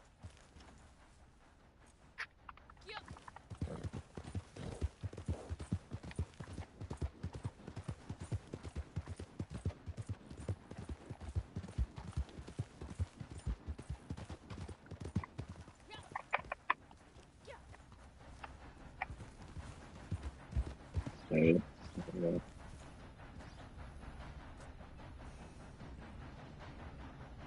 Or not.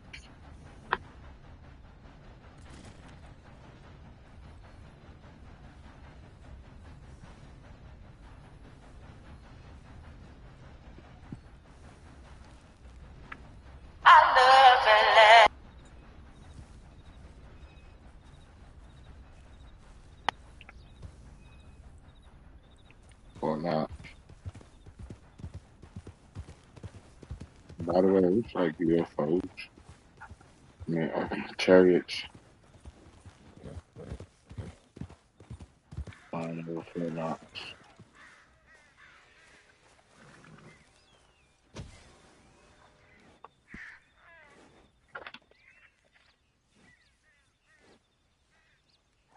Great Depression. President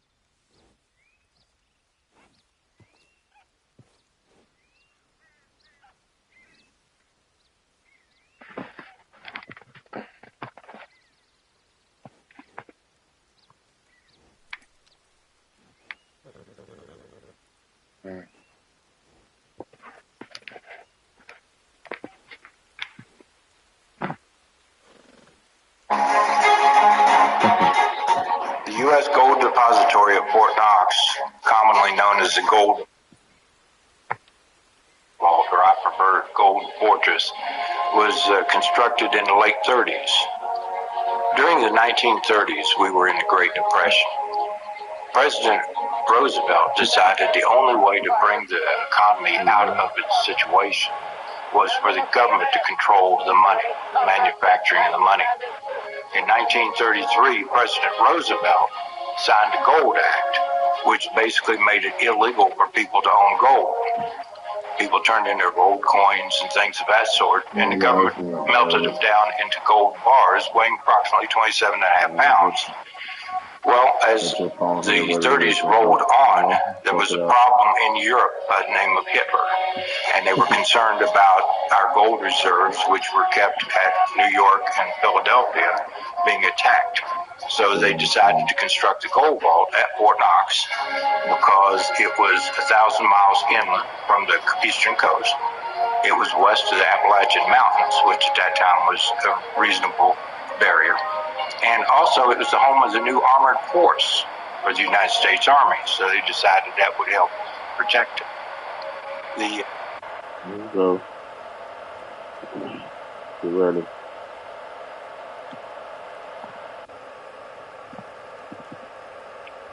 We want to listen to all Be able to return to the twilight zone from which you came.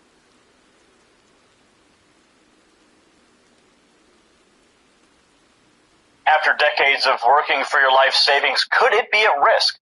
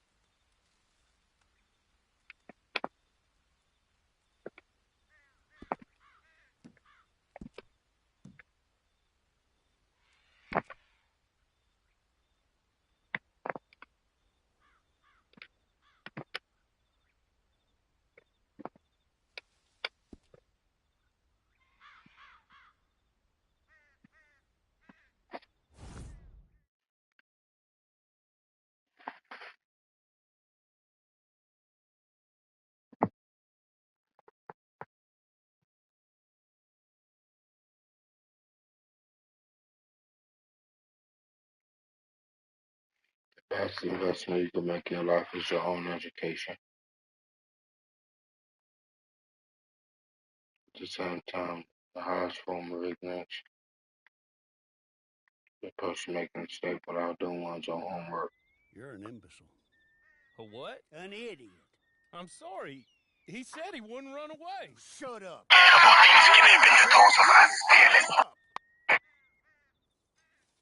They're gonna fire me. Oh, you get to keep your job, but they'll fire me, and they've got every right to fire me, 'cause I'm the idiot who employed you. Oh, look. Guests. Are you a moron, partner? Huh? Well, you can't be any worse than us, because this idiot right here, just let the most notorious con man in the whole goddamn state walk clean out of a cell, clean out, and not a shot fired. Now, if you get him back for us, we'll happily pay you. How about that? Good. Now, see, what I figure is He's headed on down to Pike's Basin, so... You have find 5 the canyon, seconds remaining and you to get escape. him, and I'm gonna beat this poor dumb bastard with a stick. And I'll try and join you on the other side. Come on.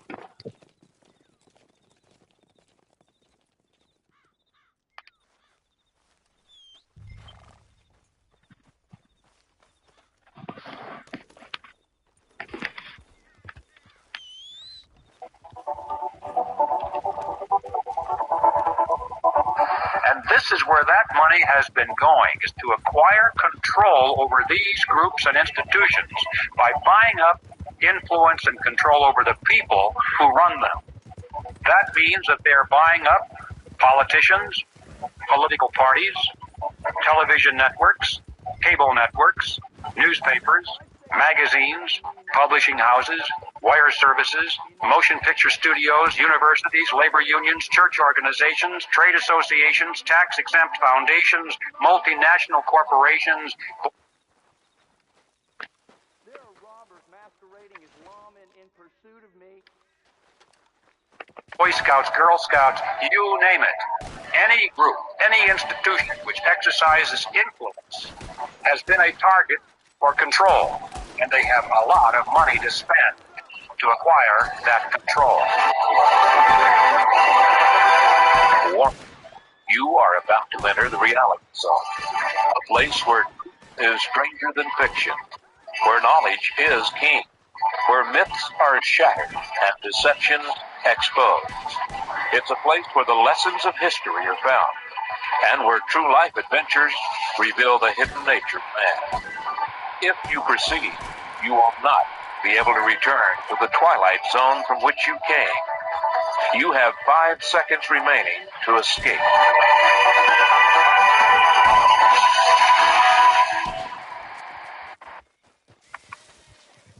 Welcome to the Reality Zone. I'm Ed Griffin. The program we are about to hear is taken from a recording of a presentation I made shortly after the publication of my book, The Creature from Jekyll Island, a second look at the Federal Reserve.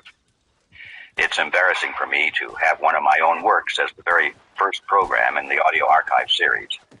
But the reason we're doing that is because at the conclusion of the book, I urged my readers to join the growing crusade to abolish the Fed. I said that if they contacted me, I would tell them about the tools they could use to help spread the word and become more effective in the battle. Well, much to my surprise and delight, thousands of them actually accepted my invitation, and they did write to me and volunteered for the crusade. But the embarrassing part was that I didn't have materials to keep my end of the bargain. The bottom line is that we couldn't wait any longer to get this program into production, because it's my hope that it will help to fill that void. And so here it is, as recorded live in Los Angeles, California, on November 18, 1994. My presentation on the Federal Reserve, The Creature from Jekyll Island.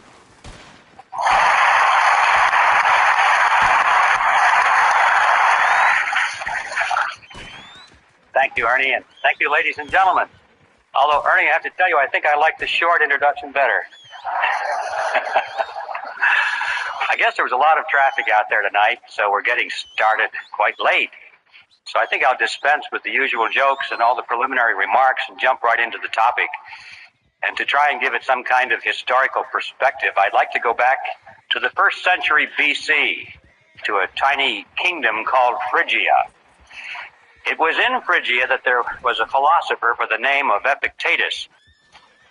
And it was Epictetus who said, appearances are of 4 kinds. Things either are as they appear to be, or they neither are nor appear to be, or they are but do not appear to be, or they are not, and yet appear to be. There'll be a quiz on this. When I read that statement, I was sure that if Epictetus were alive today, he probably would be a Harvard professor of banking and economics. Because doesn't that sound like the kind of explanations that we get when you read through the Federal Reserve bulletins trying to tell you what the money aggregates are and that kind of thing? See, what Epictetus did was he took a relatively simple concept, but by the time he was through explaining it, we didn't have any idea what he was talking about. And this is so commonly done today by the experts. Nevertheless, I thought that his statement was pretty good because it provided us with a track to run on, kind of a theme for this presentation. Because, you know, if there's anything in the world that is an appearance which is deceiving, it is the Federal Reserve System. In fact, it is one of those appearances of the fourth kind, which I'm sure you all remember, for those appearances which are not, and yet appear to be. So I'd like to use that as my theme for this topic, and come back to it now and then during the progress of this presentation, if I remember to do that, and use it as a punctuation point here and there, and as a reminder of one of the most important aspects about the Federal Reserve System that there is to comprehend, and that is that there are a lot of deceptive appearances going on here. I think the best place to begin our story is with the creation of the Federal Reserve System itself. In fact, that takes us right to the reason for the title of the book, The Creature from Jekyll Island. For those of you who are not yet familiar with the background of this story, you should know that Jekyll Island is a real island off the coast of Georgia, and it was on that island in 1910 that the Federal Reserve System was conceived at a high secret meeting that took place there. When things are done in secret, there's usually something to hide. And so I'd like to tell you that story and document it, so that we can find out, first of all, that there was a meeting, that the Federal Reserve was indeed created there, that indeed there was a great deal of secrecy, and then we'll ask the question, why the secrecy? In 1910, Jekyll Island was completely owned by a small group of millionaires from New York. People such as J.P. Morgan, William Rockefeller, and their associates. This is where their families came to spend the winter months. It was a resort island. It was called the Jekyll Island Club. And on the island there was a magnificent clubhouse, which was the center of their social activities. You can visit that clubhouse today. As a matter of fact, the island has since been purchased by the state of Georgia, and the clubhouse has been fully restored. It's a beautiful thing. And if you take the tour, you can walk down the corridor there, and there will be a room, and on the door of that room is a brass plaque, and it says, "This is Ted. Ted was born in 1998, the year of the first Google search, and as a teenager." And it says, the Federal Reserve System was created in this room. So there's no secret about this part of it. It's a matter of public record. So this is how that story came to pass. It was November of that year, 1910, when Senator Nelson Aldrich sent his private railroad car to the New Jersey Railroad Station late in the evening. And there it was in readiness for the arrival of himself and 6 other men who were told to come under conditions of extreme secrecy. For example, they were told to come one at a time, not to dine with each other on the night of their departure. They were told to avoid arriving at the same time if they could. If they should happen to show up at the same time, they were instructed to pretend not to even know each other. They had to avoid newspaper reporters because they were well-known people, and newspaper reporters often frequented the railroad station.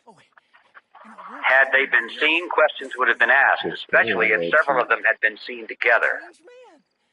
One of the men carried a shotgun in a big black case, so that if he had been asked where he was going, he was prepared to say that he was going on a duck hunting trip. The interesting thing about that is that we find out from his biography that this man never fired a gun in his life. He didn't even own one. He borrowed that shotgun just for the purpose of deception and camouflage. Even after they got on board this private railroad car, this pattern continued. They were instructed to use their first names only to avoid last names, and a couple of them even abandoned their first names and chose code names. The reason for that was so that the servants on board the train would not know who these men were, because they were afraid if the servants had talked about it, word had leaked out in that fashion, then the purpose of the meeting could have been defeated. So absolute secrecy was essential all the way up and down the line. The private railroad car traveled for 2 nights and a day on a 1,000-mile journey to the south. And when they awoke the second morning, the car was on the siding at Brunswick, Georgia. There they took a ferry boat across the inland strait to Jekyll Island, then to the clubhouse. And for the next 9 days, they sat around a table and they hammered out all of the important details of what eventually became the Federal Reserve System. When they were done, they went back to New York. And for quite a few years after that, they denied that such a meeting ever took place. It wasn't until after the Federal Reserve System was firmly established that only then did they begin to talk openly about their meeting and what they accomplished there. Several of them wrote books on it. One of them wrote a magazine article, and they gave interviews to newspaper reporters. And so now, many years later, it's possible for us to go back to the public record and discover in minute detail exactly what happened on Jekyll Island in 1910. Now, who were these 7 men? The first one I've already mentioned, Senator Nelson Aldrich. He was the fellow that owned the private railroad car. He was the Republican whip in the Senate. He was chairman of the National Monetary Commission, which was that special committee of Congress created to make a recommendation for I've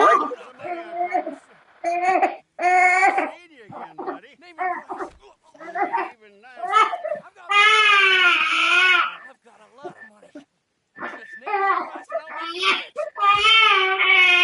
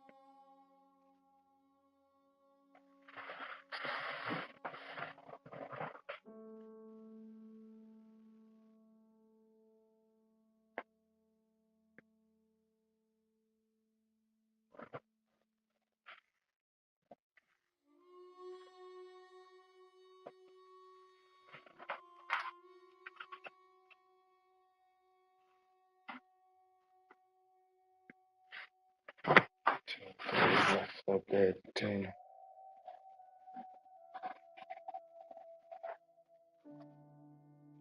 What are you talking about?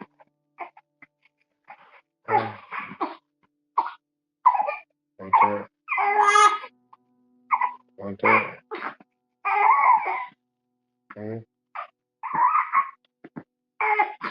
You don't want the first one? It's right here.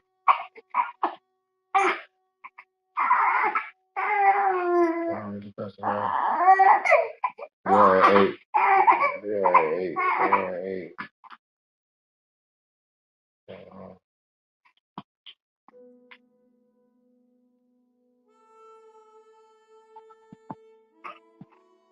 Alright.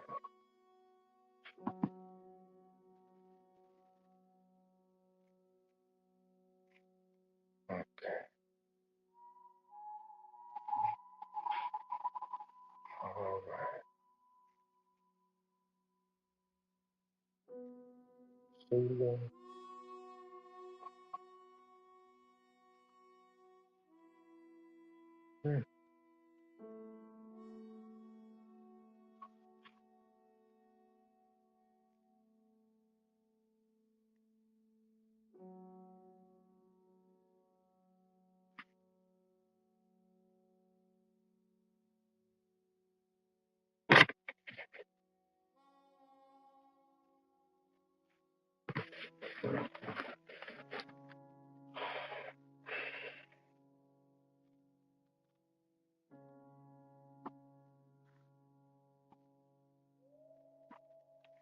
That's not to have different third. The creature from Jackal. The creature from Jackal Island.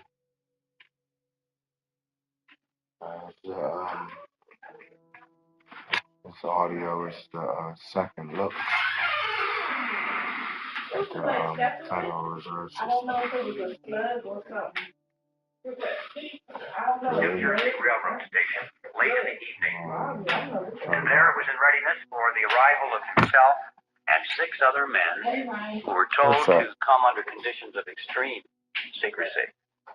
For example, they were told to come one at a time, not to dine with each other on the night of their departure. They were told to avoid arriving at the same time if they could. If they should happen to show up at the same time, they were instructed to pretend not to even know each other. I'm live right now. They had to avoid newspaper reporters because they were well-known people, and newspaper reporters often frequented the railroad station. Had they been seen, questions would have been asked, especially if several of them had been seen together. One of the men carried a shotgun in a big black case, so that if he had been asked where he was going, he was prepared to say that he was going on a duck hunting trip. The interesting thing about that is that we find out from his biography that this man never fired a gun in his life. He didn't even own one. He borrowed that shotgun just for the purpose of deception and camouflage. Even after they got on board this private railroad car, this pattern continued. They were instructed to use their first names only to avoid last names, and a couple of them even abandoned their first names and chose code names. The reason for that was so that the servants on board the train would not know who these men were, because they were afraid if the servants had talked about it, word had leaked out in that fashion, then the purpose of the meeting could have been defeated. So absolute secrecy was essential all the way up and down the line. The private railroad car traveled for 2 nights and a day on a 1,000-mile journey to the south. And when they awoke the second morning, the car was on the siding at Brunswick, Georgia. There they took a ferry boat across the inland strait to Jekyll Island, then to the clubhouse. And for the next 9 days, they sat around a table, and they hammered out all of the important details of what eventually became the Federal Reserve System. When they were done, they went back to New York. And for quite a few years after that, they denied that such a meeting ever took place. It wasn't until after the Federal Reserve System was firmly established that only then did they begin to talk openly about their meeting and what they accomplished there. Several of them wrote books on it.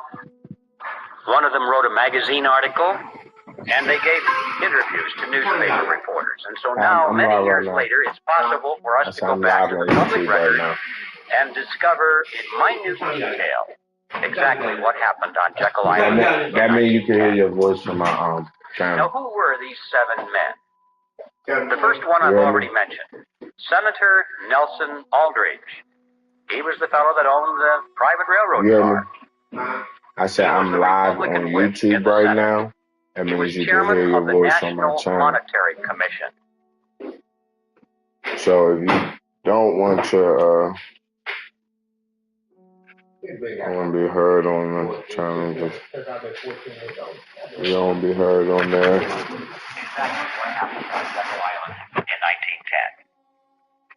Now, who were these 7 men? The first one I've already mentioned, Senator Nelson Aldrich. He was the fellow that owned the private railroad car. He was the Republican whip in the Senate. He was chairman of the National Monetary Commission, which was that special committee of Congress created to make... He sold from a black man. All of them sold from black men. Every last one of them. Who were these 7 men? The first one I've already mentioned, Senator Nelson Aldrich. He was the fellow that owned the private railroad car.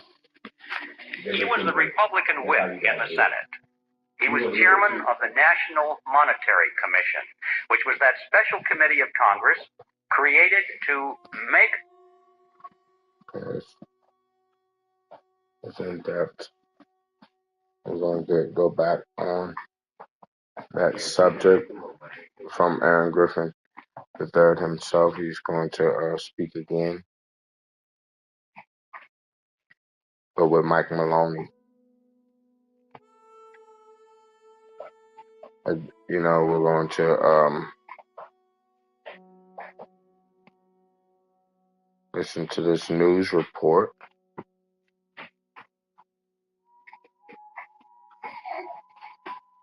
Okay.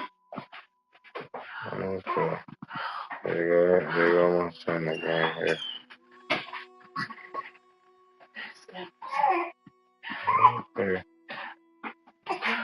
Okay.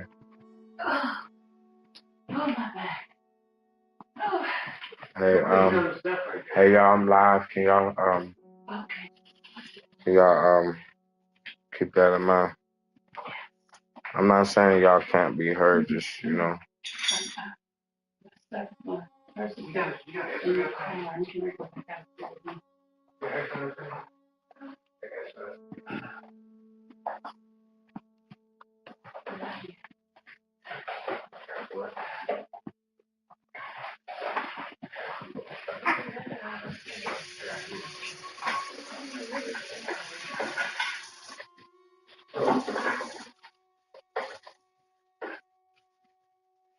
We're going to turn back on.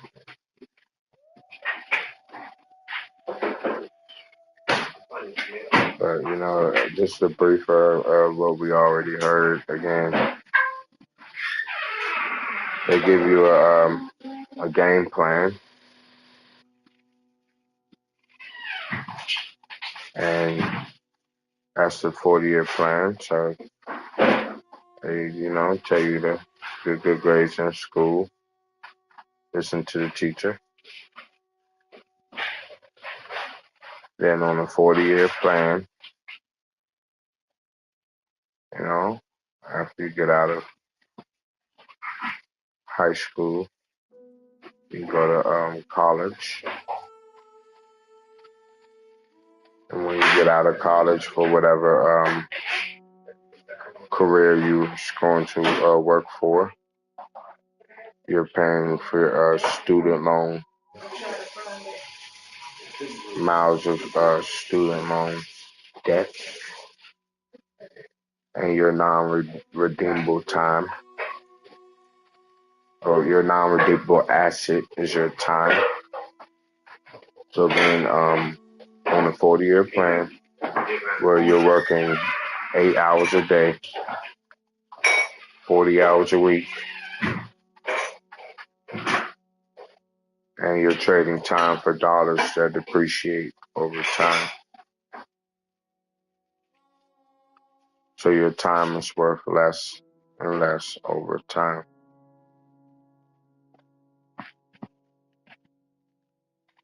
I have a system I want to introduce to a solution to the dear listener and my dear listeners. You know, um,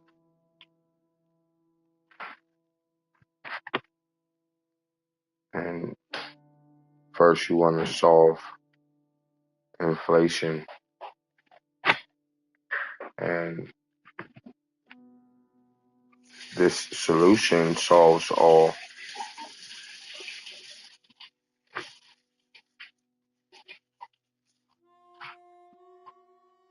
5 cash flow quadrants you want to follow.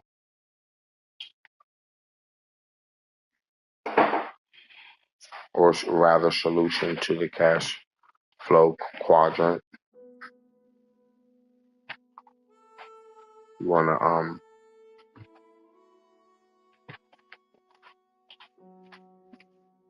pay yourself first, number one, and you want to solve taxation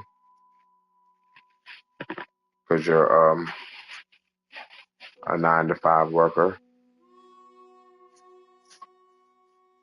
Okay. You need some time.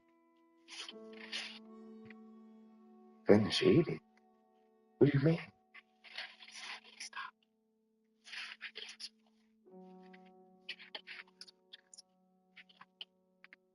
He's okay. He's let him chill with me.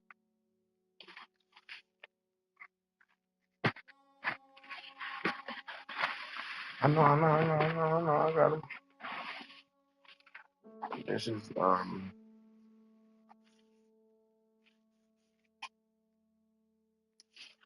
again 1913. This system was created, and trading time for dollars. Hey, sugar, stop cutting. Hey, and then screaming and telling me when to be around her and when to spend time with her. Huh? I sugar. Here. Here. Here.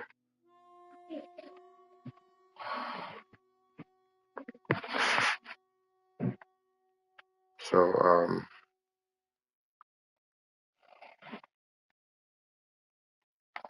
definitely, I apologize for those interruptions. We're not perfect. I won't let you, rain on my parade, they say. The show must go on.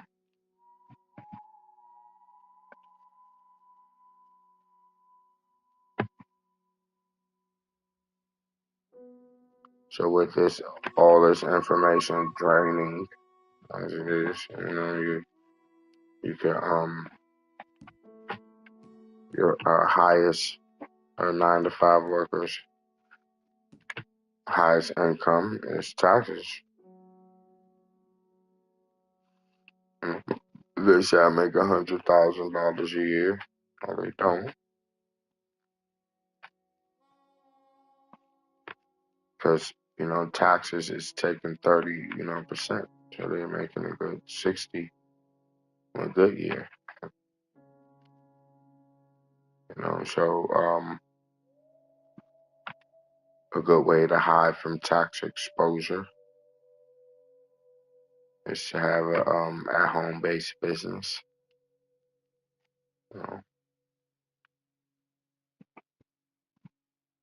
In solving inflation, your dollars are worth less and less over time.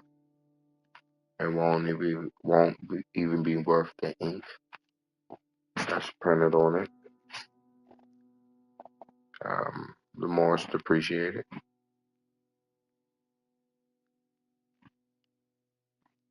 So you solve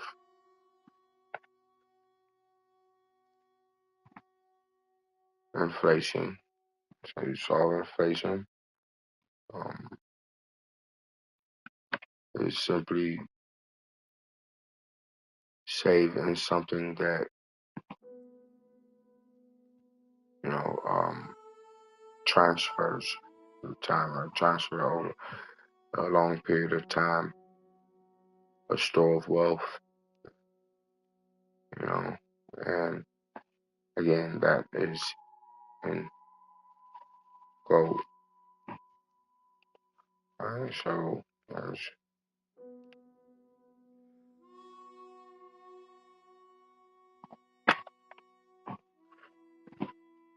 do you want to solve that? Once you get that solved, you want to create some leverage. Key on that word, leverage. Multi-franchise.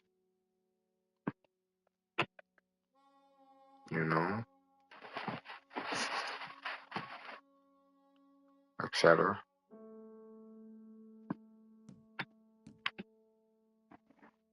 And you want to duplicate.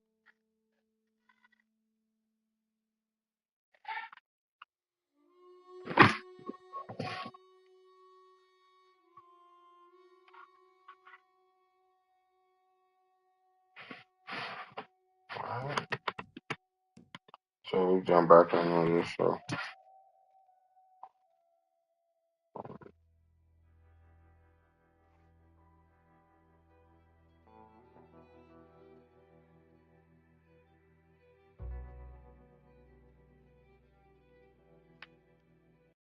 Let's jump back on the videos.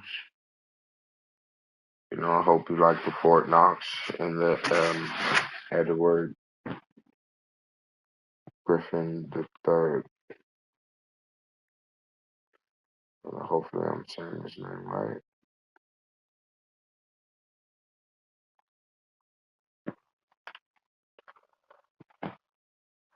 Oh, back there. Excuse me.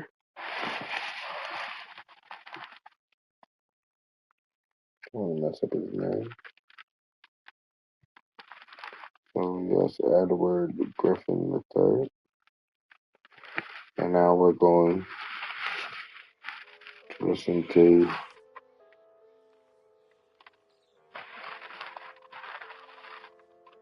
After decades of working for your life savings, could it be at risk from the nature of the currency itself?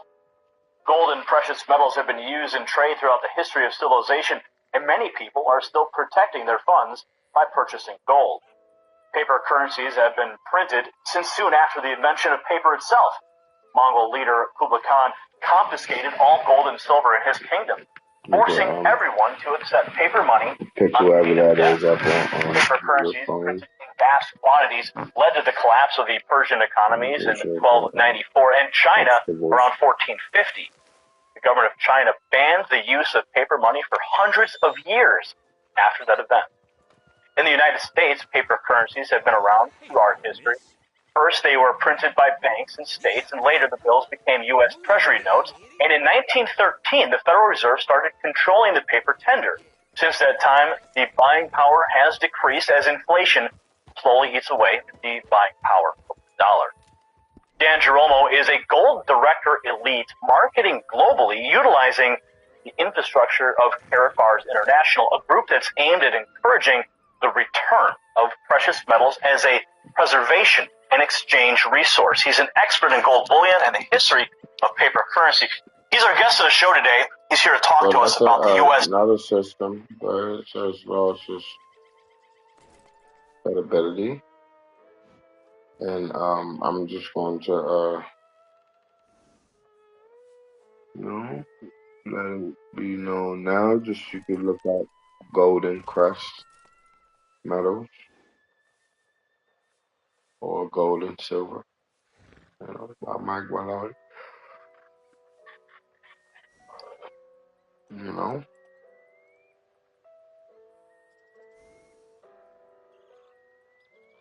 So those are solutions. And, you got affiliate marketing with gold crest metal. And we'll be stay tuned. We'll be giving more information about that. Could it be a risk from the nature of the currency itself? Gold and precious metals have been used in trade throughout the history of civilization, and many people are still protecting their funds by purchasing gold. Paper currencies have been printed since soon after the invention of paper itself. Mongol leader Kublai Khan confiscated all gold and silver in his kingdom, forcing everyone to accept paper money on pain of death. Paper currencies printed in vast quantities led to the collapse of the Persian economies in 1294 and China around 1450. The government of China banned the use of paper money for hundreds of years after that event. In the United States, paper currencies have been around through our history. First, they were printed by banks and states, and later the bills became U.S. Treasury notes. And in 1913, the Federal Reserve started controlling the paper tender. Since that time, the buying power has decreased as inflation slowly eats away at the buying power of the dollar. Dan Geromo is a gold director elite marketing globally, utilizing the infrastructure of Karatbars International, a group that's aimed at encouraging the return of precious metals as a preservation and exchange resource. He's an expert in gold bullion and the history of paper currency. He's our guest on the show today. He's here to talk to us about the U.S. dollar and how precious metals could provide a haven from inflation. We'll talk about the devaluation of the dollar and how it affects American families and how ordinary people like you can protect your life safe. Welcome to the program. Thanks, Gary. I appreciate you having me on the show today. Well, it's great to have you here. Gold is always a very popular topic. People love it. You go to the jewelry store and it's shining in front of you. People have been using it as a medium of exchange for years, as I mentioned.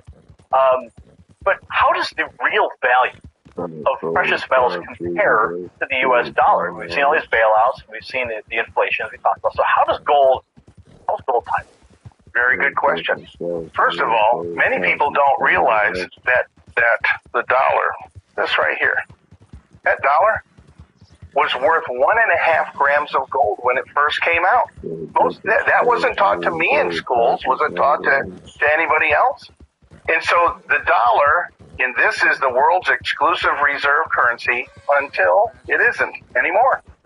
Okay? There's a shelf life with all money, and this is supposed to be a representation of your labor. But why is it worth less tomorrow than it is today?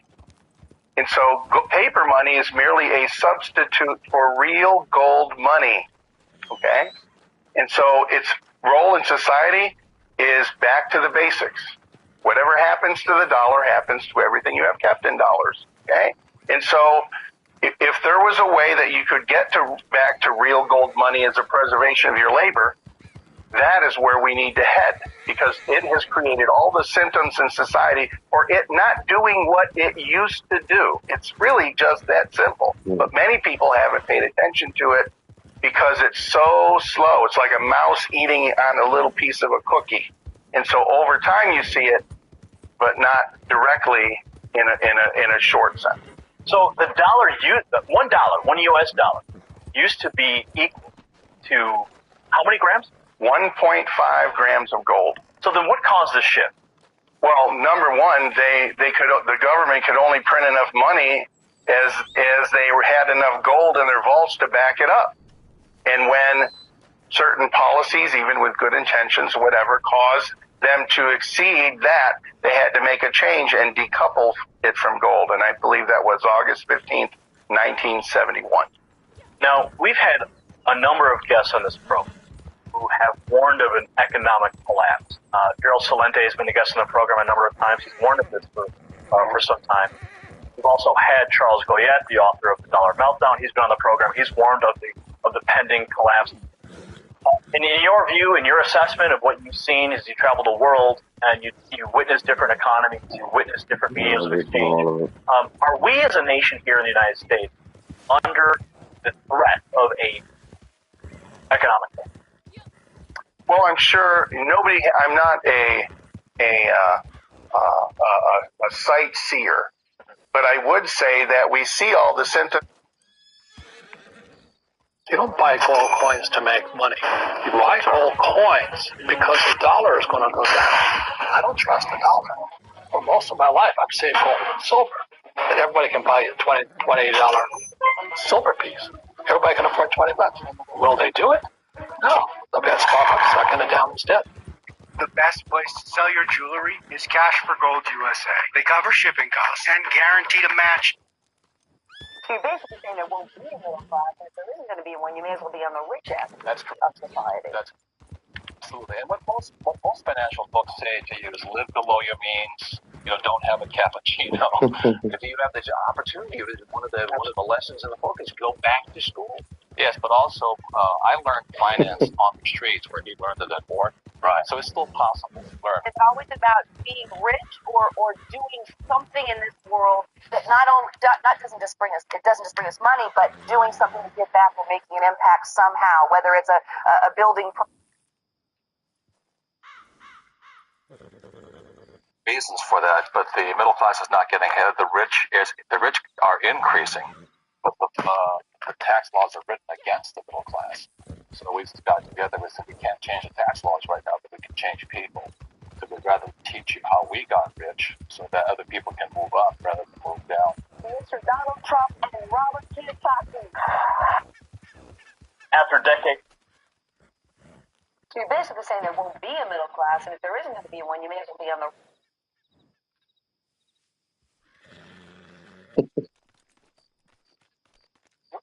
Starting out, this whole craze about using your own realtor, going to state a real estate attorney to check over the want to be evicted. You don't buy gold coins to make money. You buy gold coins because the dollar is going to go down. I don't trust the dollar. For most of my life, I've saved gold and silver. And everybody can buy a $28 silver piece. Everybody can afford $20. Will they do it? No. They'll be at Starbucks sucking it down instead. So you're basically saying there won't be a middle class, and if there isn't going to be one, you may as well be on the rich end of society. That's correct. Absolutely. And what most financial books say to you is live below your means. Don't have a cappuccino.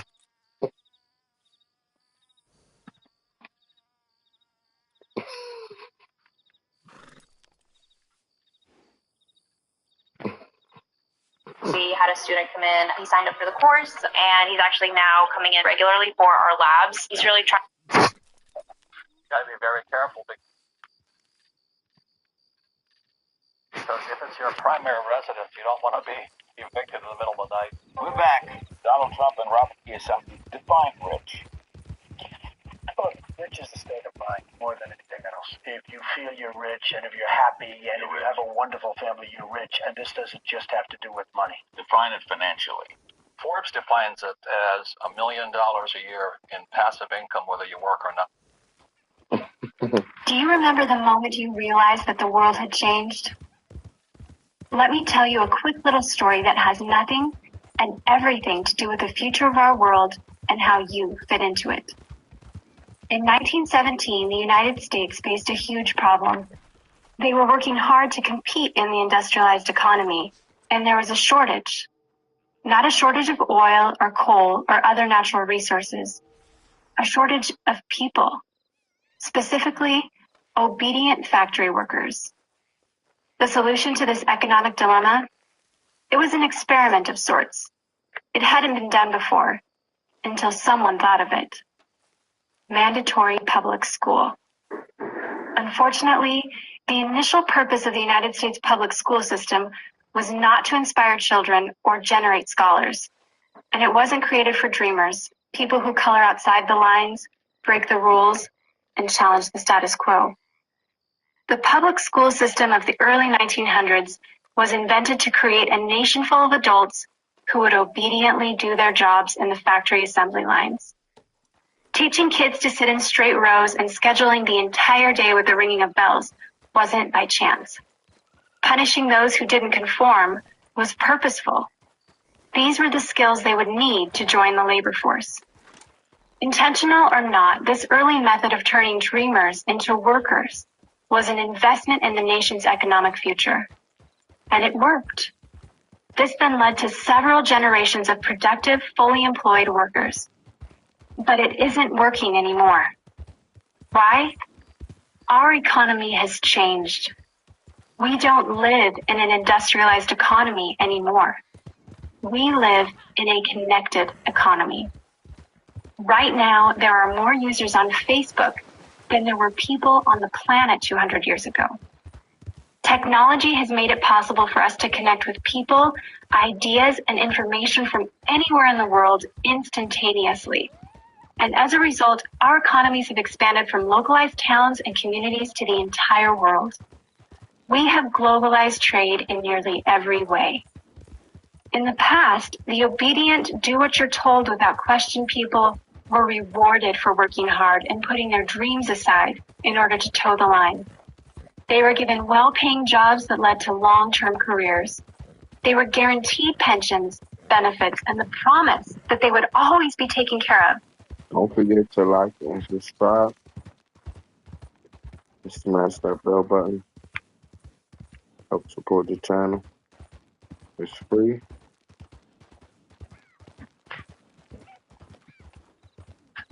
And they were. But that promise is gone for most of us today. Even if you have a white-collar job, the majority of white-collar workers are still working in a factory. Instead of operating a sewing machine or welding a widget, they now push pencils, type on keyboards, or process paperwork.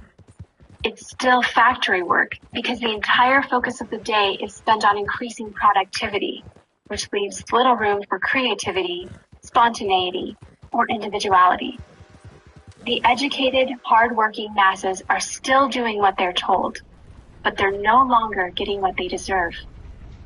Even if you do everything you are told to do today, graduate from high school, go to college, get a degree, work hard in whatever job you can find, if you're lucky enough to find one, you're not guaranteed anything. Companies are being forced to change or die right now. Layoffs happen much more often than job openings appear, and the highest paying jobs are disappearing or heading overseas at an alarming rate. If you have a job where your boss tells you exactly what to do, he or she will always find someone cheaper than you to do it. Did you know that the average length of a job today is about 4.5 years? Contrast that to the 1960s when it was 40 years. The connected economy rewards a different group of people. It rewards the people who see things differently, who don't conform, people who have ideas that no one else has, people who are willing to work hard but know that the old way of doing things is broken.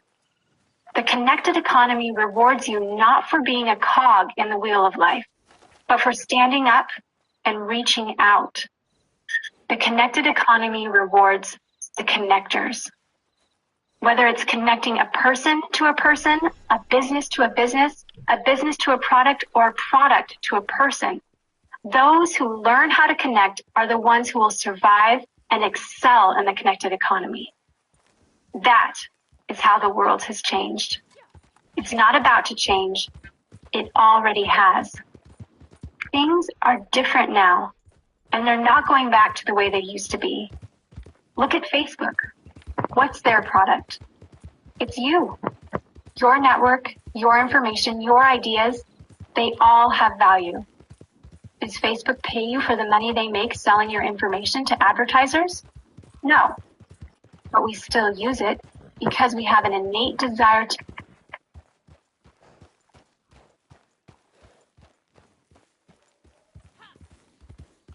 to connect with people.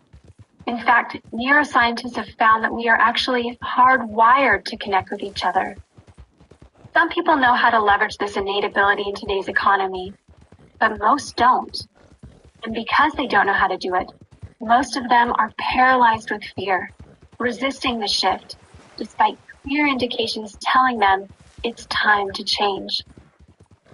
In 1917, a group of people performed an experiment that forever changed the way that we earned a living. The world today is facing another huge problem. We're facing a shortage of our own.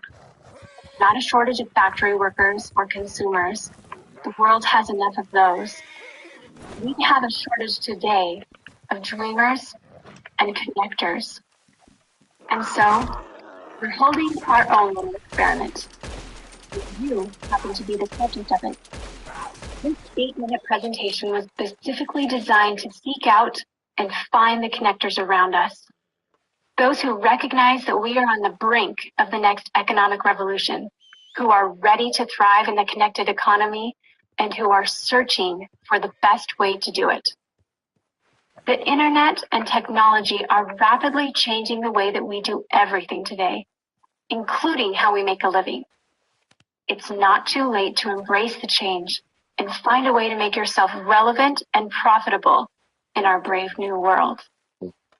And that's why we've invited you here today. We've created something that rewards you for connecting. It pays you for bringing people together behind a cause, product, or idea. And we have systematized it and made it so that you can do it from anywhere, with anyone, at any time. If you are passionate about helping people, if you are passionate about changing lives, if you want to position yourself to be a capitalizing force within the connected revolution, instead of just a bystander, let's start now. Do you remember the moment you realized that the world had changed? How about the moment you realized you could change with it? Giving gifts, and you can give a lot more gifts and better gifts when you have money as an issue out of the way. But what happens to most of us is, rather than plan for ourselves, we've been given a plan. And with the plan we've been given is that 40-year plan. That plan where you start off going to school, getting good grades, getting a good education so that you can go to college and get a degree, so that you can get that coveted piece of paper that gives you the right to go work for somebody else and build their dream. They're going to use your time, talent, and abilities to help them build their dream. You're going to work for them so that they don't have to. They can stay on the 18th hole of the beautiful golf courses in the world while you work and do the labor, and they earn the majority of the income. Here in the United States of America, for my brothers and sisters in South Africa, I know that you guys are dealing with some things there with your currency, with the South African rand. But here in the United States, we're dealing with something too. We just recently had a tax bill that was passed, and though it gives people modest tax cuts, and our government really sold this as a middle-class tax cut, and they actually touted the concept that this tax cut would give the average working American about $2,000 as a tax break. But the word they don't say that often is they don't say what time frame that $2,000 is. That $2,000 tax cut is in the span of a year. So in a year, you get to save $2,000 on your taxes. You get a deduction of $2,000 on your taxes in a year. Well, folks, if you have a calculator, and you can get them for a couple of dollars at the convenience store, if you have a calculator, that tax cut that they just get ready to pass that went to President Trump's desk to be signed into law, and they probably won't sign it till next year because all the little tricks that are inside of the tax bill will go into effect as soon as it's signed, and they don't want you guys to see it at the end of the year. So they're going to wait till next year and sign it into law. You mark my words on that. That tax bill gives you a whopping $2,000 on average in tax benefits. Well, if you have a calculator and you divide that by 12, it comes up to about $39 a month. See, $2,000 sounds way better than $39. So y'all can sell you $2,000. But it's a little bit harder to sell you all the drama that they do for $39 a month. But let me tell you what that tax incentive did do. If you're making over $350,000 a year, then that tax incentive is about $13,000 and up. So all you gotta do, don't hate the players. Don't even hate the game. Don't hate. Just participate. Go out there and make you $350,000, and you can benefit from the real maximization of that tax code, because it really gives 82% of all the taxation to the wealthy, those that are earning over $350,000 a year. And I know they sell it because they give you aspirational concepts like, well, one day I want to earn over $350,000, so I certainly don't want to talk against or rail against tax benefits for those making over $350,000, because one day maybe I can make over $350,000. So they shame you into advocating for a tax cut that benefits the wealthy. Well, let me just say this. You can also benefit from the tax benefits right now, and I'm going to show you how to do it within this presentation. But see, what most people do is they say, well, I'm not making enough money on this job, and I'm only getting that $39 a month tax break. So how about I just go out here, let's go get another job. And that way, for sure, I can outwork inflation and I can outwork taxation. And all I'll have to do then is just work hard on two jobs. But folks, I'm telling you right now, your design by your creator was not that you work two jobs. Because when you work two jobs, you're spending twice as much time away from your family, away from your home, away from your pets, or away from anything else that you would have the time and freedom to do. So what I'm saying to you is, look for a better way, because if your job or your career were ever meant to give you true freedom and build wealth, when is it going to happen? You want to wait 40 years to start living your dreams? You want to wait until you're older and tireder? Is that a word, tireder? And sicker before you start living your dreams and living out your destiny?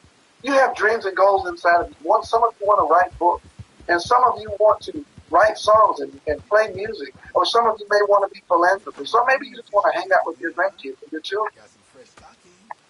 Maybe some of you don't want to go on that 40-year plan where you work 40 hours a week and then end up retiring on 40% of what you couldn't live on when you were working full time.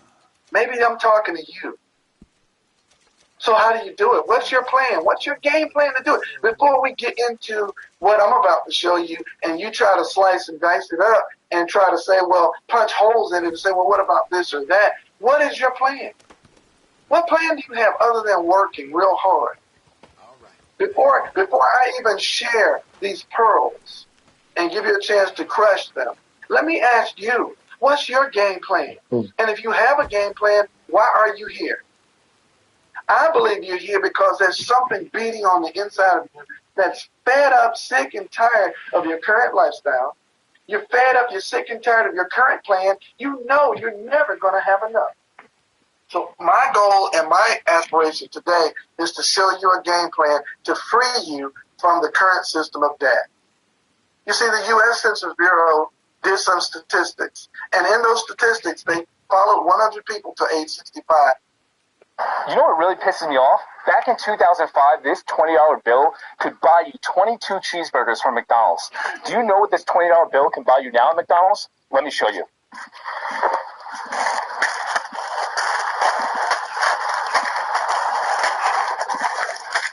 5 cheeseburgers. All these cheeseburgers right here, you know how much they cost me? $84. Can someone please tell me how this is possible? There's a new precious metals dealer that's been flying under the radar.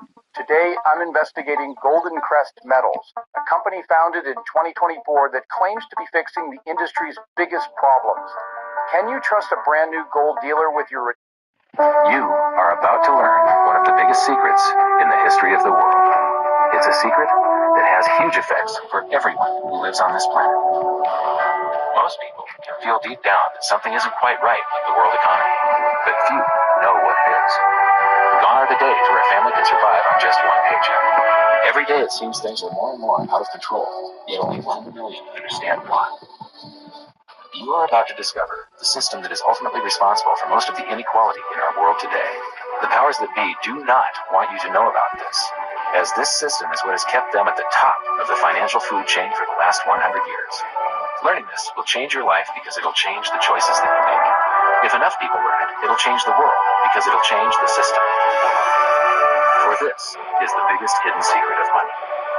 Never in human history have so many been plundered by so few, and it's all accomplished through this, the biggest scam in the history of mankind. There's a new precious metals dealer that's been flying under the radar. Today, I'm investigating Golden Crest Metals, a company founded in 2024 that claims to be fixing the industry's biggest problems. This is a Federal Reserve note. What is a note? A note is an IOU. Here's my note for $1 million. So this is a $10,000 note. And on the bottom of this note, it says right here, it will pay the bearer on demand $10,000. This is not money. They're admitting right there that this is a claim check on money. You bring it in and they will pay you $10,000. This is not $10,000. It says right here, this is a 1906 $20 gold piece. It's just barely, the Federal Reserve note was fractionally backed. The Federal Reserve Act required that the currency that they create be 40% backed by gold. In other words, for every $100 worth of these claim checks, 5 of these claim checks, they only had to have 2 $20 gold pieces. You needed these claim checks to be able to claim. That is fraud. And so they were committing, the Federal Reserve was legally allowed to commit fraud. But this says this certifies that there have been deposited in the Treasury of the United States of America $10,000 in gold coin payable to the bearer on demand. This is a Federal Reserve note. What is a note? A note is an IOU. Here's my note for $1 million. So this is a $10,000 note, and on the bottom of this note, it says right here, it will pay the bearer on demand $10,000. This is not money. They're admitting right there that this is a claim check on money. You bring it in and they will pay you $10,000. This is not $10,000. It says right here that it's redeemable in gold on demand at the United States Treasury. I find this highly entertaining because the Federal Reserve is not part of the government. It's not part of the Treasury. It's a private cartel owned by the member banks of the Federal Reserve. So if they're saying that the Treasury will pay you, it's like me making out a note that says, I owe you $1 million, George Gammon will pay you. You are about to learn one of the biggest secrets in the history of the world. It's a secret that has huge effects for everyone who lives on this planet. Most people can feel deep down that something isn't quite right with the world economy, but few know what it is. Gone are the days where a family can survive on just one paycheck. Every day it seems things are more and more out of control, yet only 1 in a million understand why. You are about to discover the system that is ultimately responsible for most of the inequality in our world today. The powers that be do not want you to know about this, as this system is what has kept them at the top of the financial food chain for the last 100 years. Learning this will change your life because it'll change the choices that you make. If enough people learn it, it'll change the world because it'll change the system. For this is the biggest hidden secret of money. Never in human history have so many been plundered by so few, and it's all accomplished through this, the biggest scam in the history of mankind. There's a new precious metals dealer that's been flying under the radar. Today, I'm investigating Golden Crest Metals, a company founded in 2024 that claims to be fixing the industry's biggest problems. The Federal Reserve note was fractionally backed. The Federal Reserve Act required that the currency that they create be 40% backed by gold. In other words, for every $100 worth of these claim checks, 5 of these claim checks, they only had to have 2 $20 gold pieces. You needed these claim checks to be able to claim. That is fraud. And so they were committing, the Federal Reserve was legally allowed to commit fraud. But this says this certifies that there have been deposited in the Treasury of the United States of America $10,000 in gold coin payable to the bearer on demand. This is a Federal Reserve note. What is a note? A note is an IOU. Here's my note for $1 million. So this is a $10,000 note. And on the bottom of this note, it says right here, it will pay the bearer on demand $10,000. This is not money. They're admitting right there that this is a claim check on money. You bring it in and they will pay you $10,000. This is not $10,000. It says right here that it's redeemable in gold on demand at the United States Treasury. I find this highly entertaining because the Federal Reserve is not part of the government. It's not part of the Treasury. It's a private cartel owned by the member banks of the Federal Reserve System. So if they're saying that the Treasury pay you, it's like me making out a note that says, I owe you $1 million, George Gammon will pay you. This is a 1906 $20 gold piece. It's just barely, just a whisker under an ounce of gold. This is a 1922 Treasury gold certificate. And this equaled this. Therefore, the U.S. dollar used to be, this is $20, the U.S. dollar used to be worth 1/20th of an ounce of. You know what really pisses me off? Back in 2005, this $20 bill could buy you 22 cheeseburgers from McDonald's. Do you know what this $20 bill can buy you now at McDonald's? Let me show you.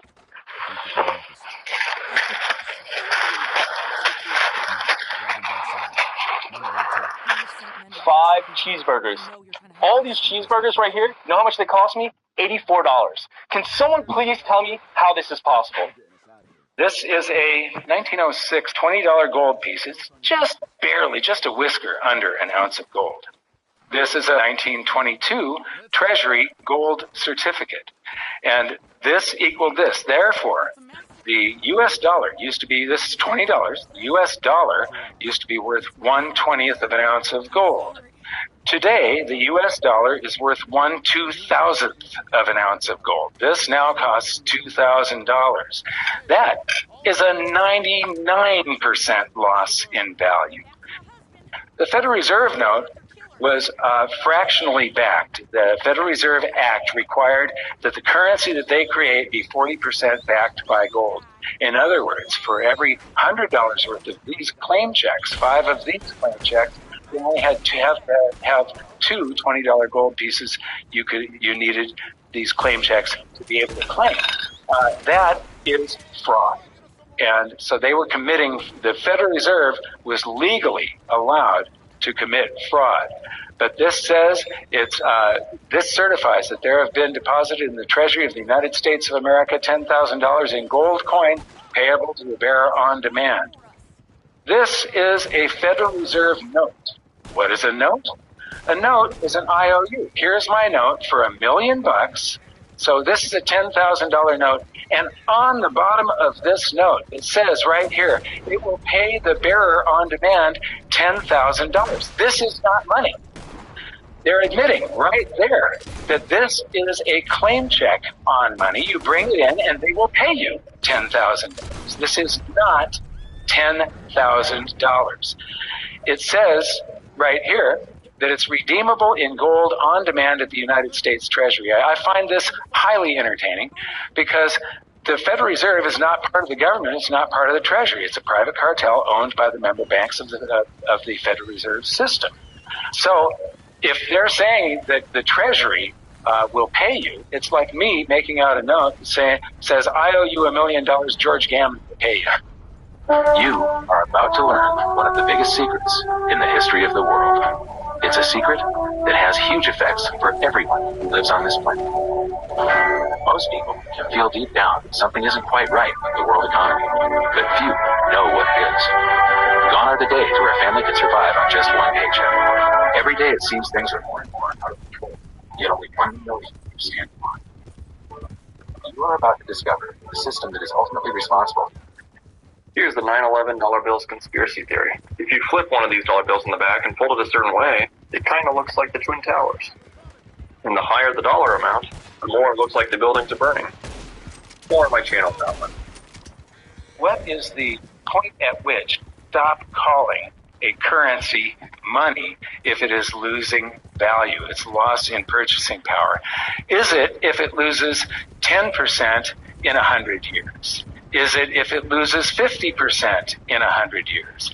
Is it like the US dollar, where it loses 96.8% to 99% of its purchasing power? Or is it if it goes to zero in 100 years, but in the meantime it purchases something? Is it if it goes to zero in 10 years, 1 year, 1 day?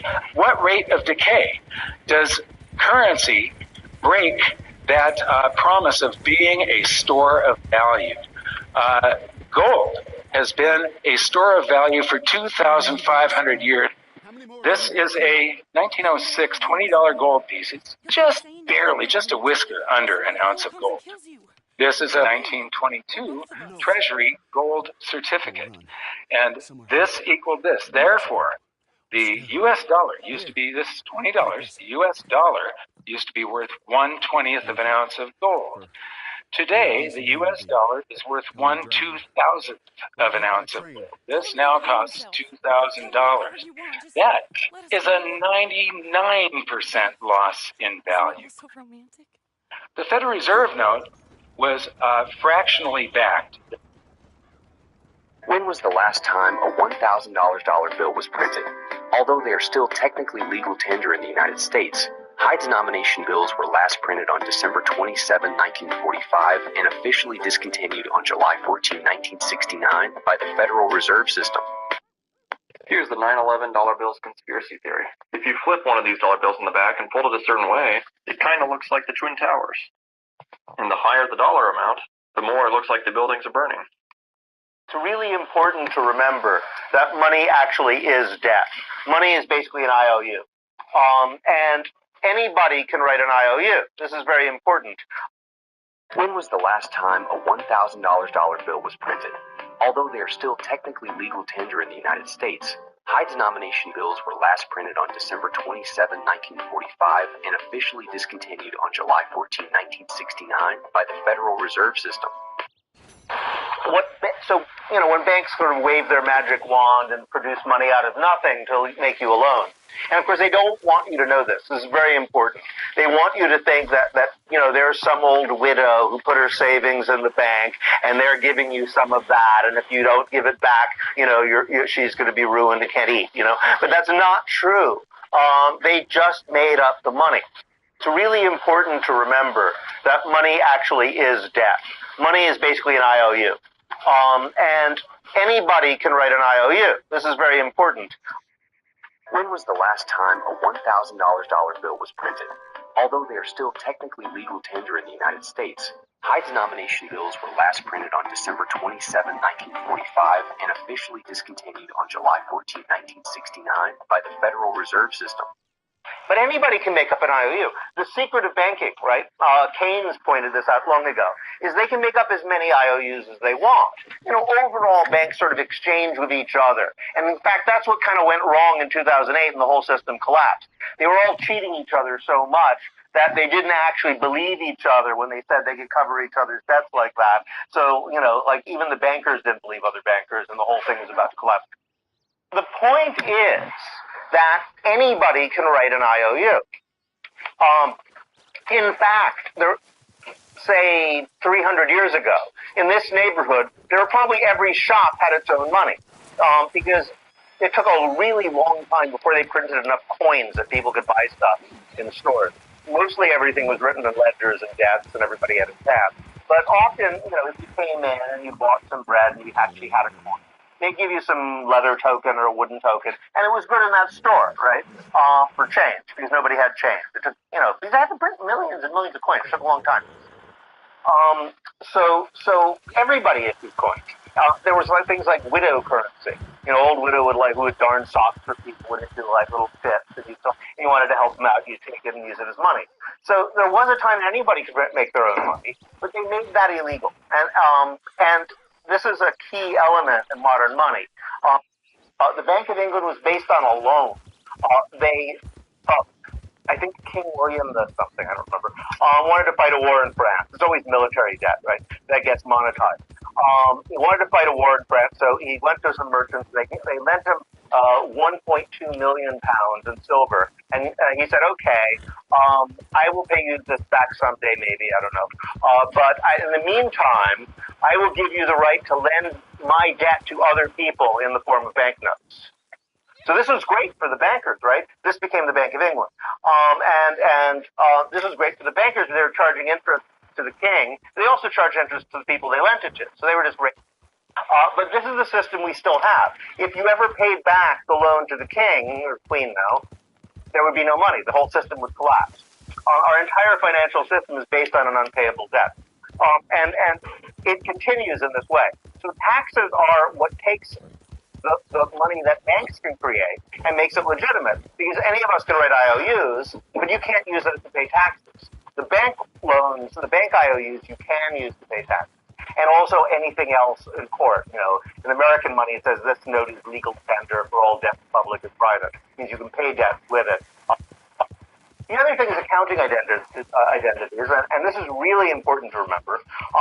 The total amount of public and private debt balances out. And there's other factors. There's foreign debt. I won't go into the whole thing. There's a difference in corporate and household debt. But like, imagine there was just public and private. Just to make it simple. That means that in every pound of the government debt they pay off, there has to be a pound of private debt created. It's actually a perfect balance. The only way they can balance the budget is if you can't, which is really interesting because the entire idea of austerity is to convince you it's the other way around. That's the way the system works. Taxes really exist not so the government can get money. The government can print all the money they like. You know, the taxes exist so that the government can take bank money and make sure that's the only IOU that actually works. So the whole system is totally different from what they say.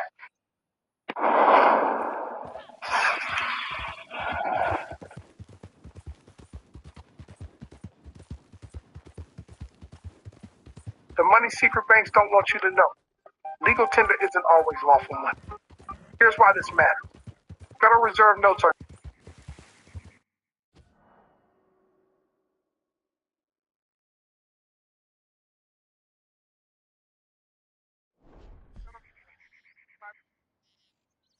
notes while reserving rights to real payment. This creates a crucial distinction. Legal tender was accepted for payment versus lawful money, but has intrinsic value to truly settled debts. Converting lawful promises into foreign currency creates liability. Understanding the difference is your financial power, knowing when you're receiving something legally versus being paid lawfully. Alright, you guys, this just came in. There might not be such thing as money. This is called a Federal Reserve Note, or NOTEs, NOT. Because it says it right at the top. It says, this note is legal tender for private and all debts, public and private. And it says this NOT is legal tender for all debts, public and period. So stating the subject of this sentence is the note, as you can see. So this is an NOT, or a note as it's explained at the top. I've highlighted several areas that you can see where it's stating that this NT, or note,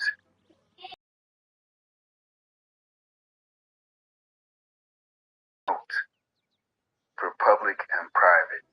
I've highlighted the areas where this is stating that, and the sentence below also states this note, or NOT, is good for public and private. So as far as what you're saying about this money type of thing that you're going through, it could be something else, you guys.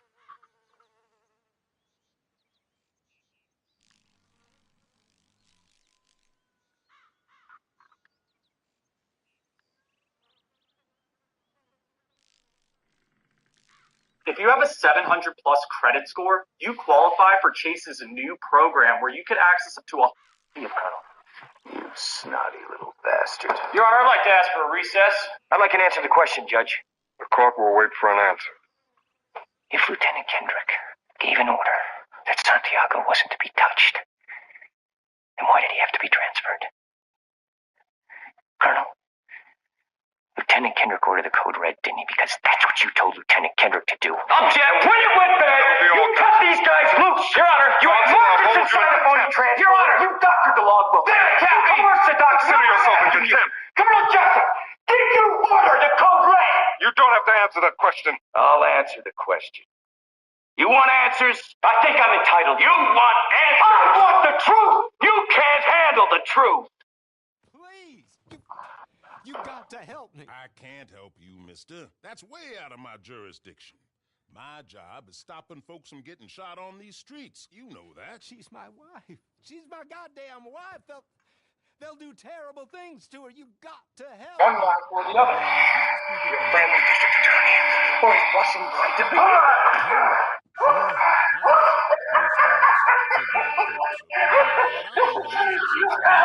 Nothing. Nothing threatened. Nothing to do with all this. Don't worry. I'm going to tell you where they are. Both are. That's the point. Better that way for wives, I found. But they took her. The outlaws, I believe. Up to Twin Rocks. Thank you. Thank you. Have you made a lot of money out of your music? Money. I mean, how much is a lot of money? Yeah, that's a good question. Have you made, say, millions of dollars? No. Are you a rich man? What do you mean rich? What do you mean? Do you have a lot of possessions? A lot of money in the bank? Possession make you rich? I don't have that type of richness. My richness is life. Earn.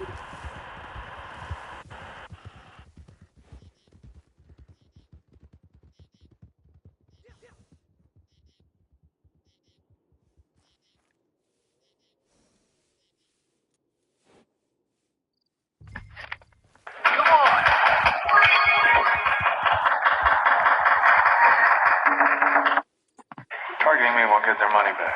I knew the mob wouldn't go down without a fight, but this is different. They've crossed the line.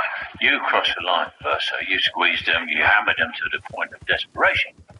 And in their desperation, they turned to a man they didn't fully understand. Criminals aren't complicated, Alfred. We just need to figure out what he's after. With respect, Master Wayne, perhaps this is a man you don't fully understand either.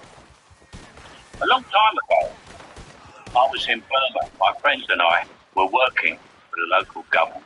They were trying to buy the loyalty of tribal leaders by bribing them with precious stones. But their caravans were being raided in the forest, not the rank of them by bounty. So we went looking for the stones. But in 6 months, we never met anyone who tracked them. One day, I saw a child playing with a rupee the size of a tangerine. Abandoned it, throwing them away. So why steal them? Well, because he thought it was good sport, because some men aren't looking for anything logical. They can't be bought, but reasoned or negotiated with. Some men just want to watch the world burn.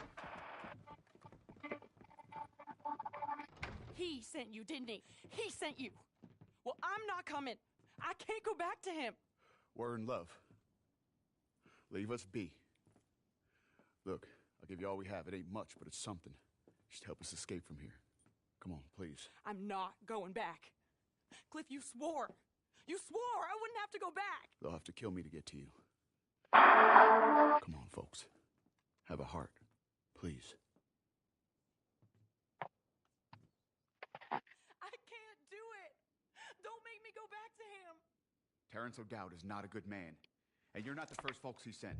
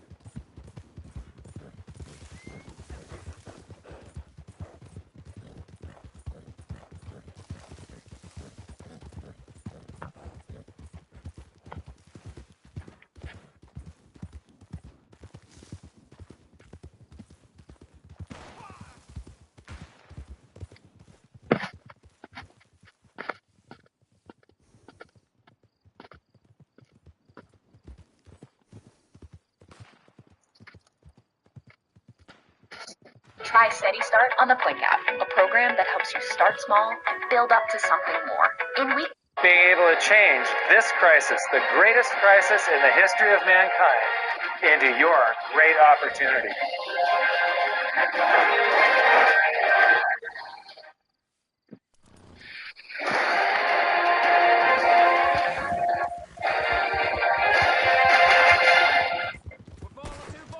The hidden secrets of money, some of them are hidden in plain sight. They're like right in front of you.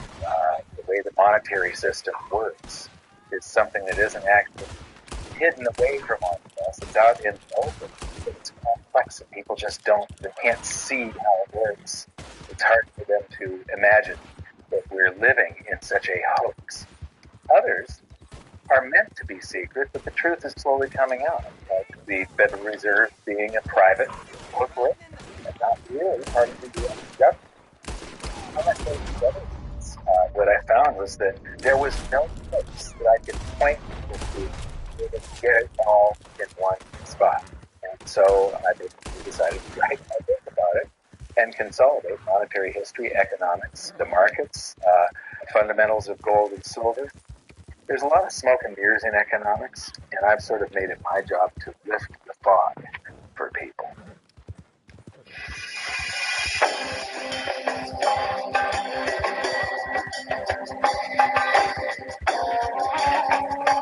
Welcome to Egypt. This is where it all began. Roughly 5,000 years ago, the Egyptians started using gold and silver as their predominant form of currency. But it was not yet money. The pieces of gold and silver that they were using were odd sizes and weights, odd purities, so it still was not interchangeable, where each unit is the same as the next. This meant that nothing really had a price. You couldn't put a price of so many coins on something because they didn't have coins yet. Trade was still difficult. It was still a guessing game. One of the reasons that we are in the financial mess that we are today is that people do not understand the difference between currency and money. Currency is a medium of exchange, a unit of account. It is portable, durable, divisible, and something called fungible. Fungible means that each unit is the same as the next unit. $1 in my pocket buys the same amount as $1 in your pocket. Money is all of those things plus a store of value over a long period of time. Even financial planners, bankers, your accountant, they don't understand the difference between currency and money. The currency in your pocket is a medium of exchange. It's a unit of account because it's got numbers on it. It's somewhat durable, it's portable, it's divisible in that you can make change, and it's fungible. $1 in my pocket buys the same amount as $1 in your pocket.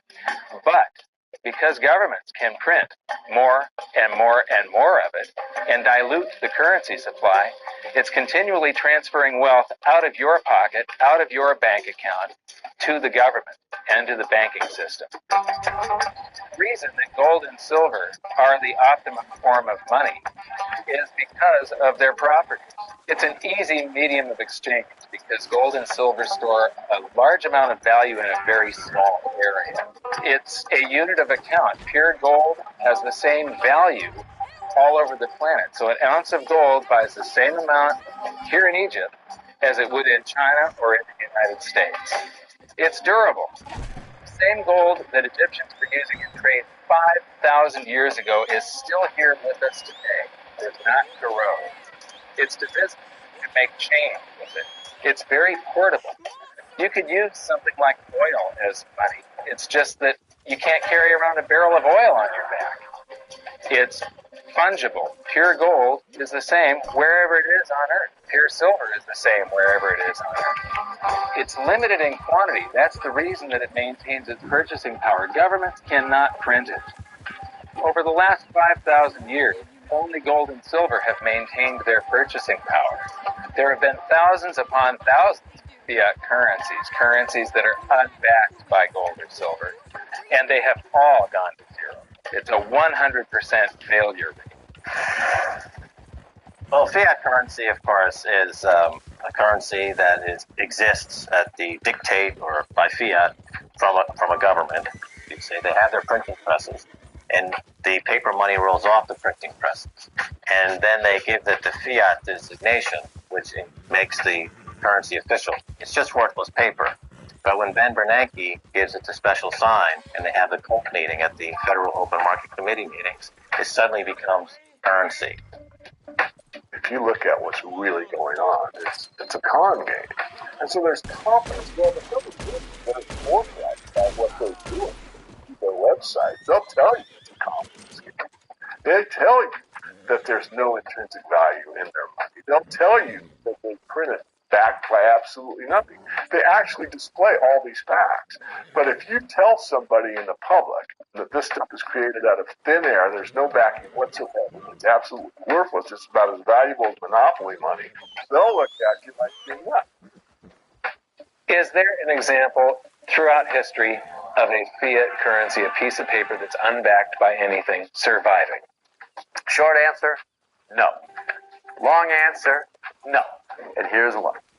When Addison Wiggin took over at the Daily Record, when I got cranked up, Bill Warner asked him to catalog all of the fiat currencies throughout history and what happened to each of them. Addison dutifully went to work. Within a short period of time, he had gone through the alphabet.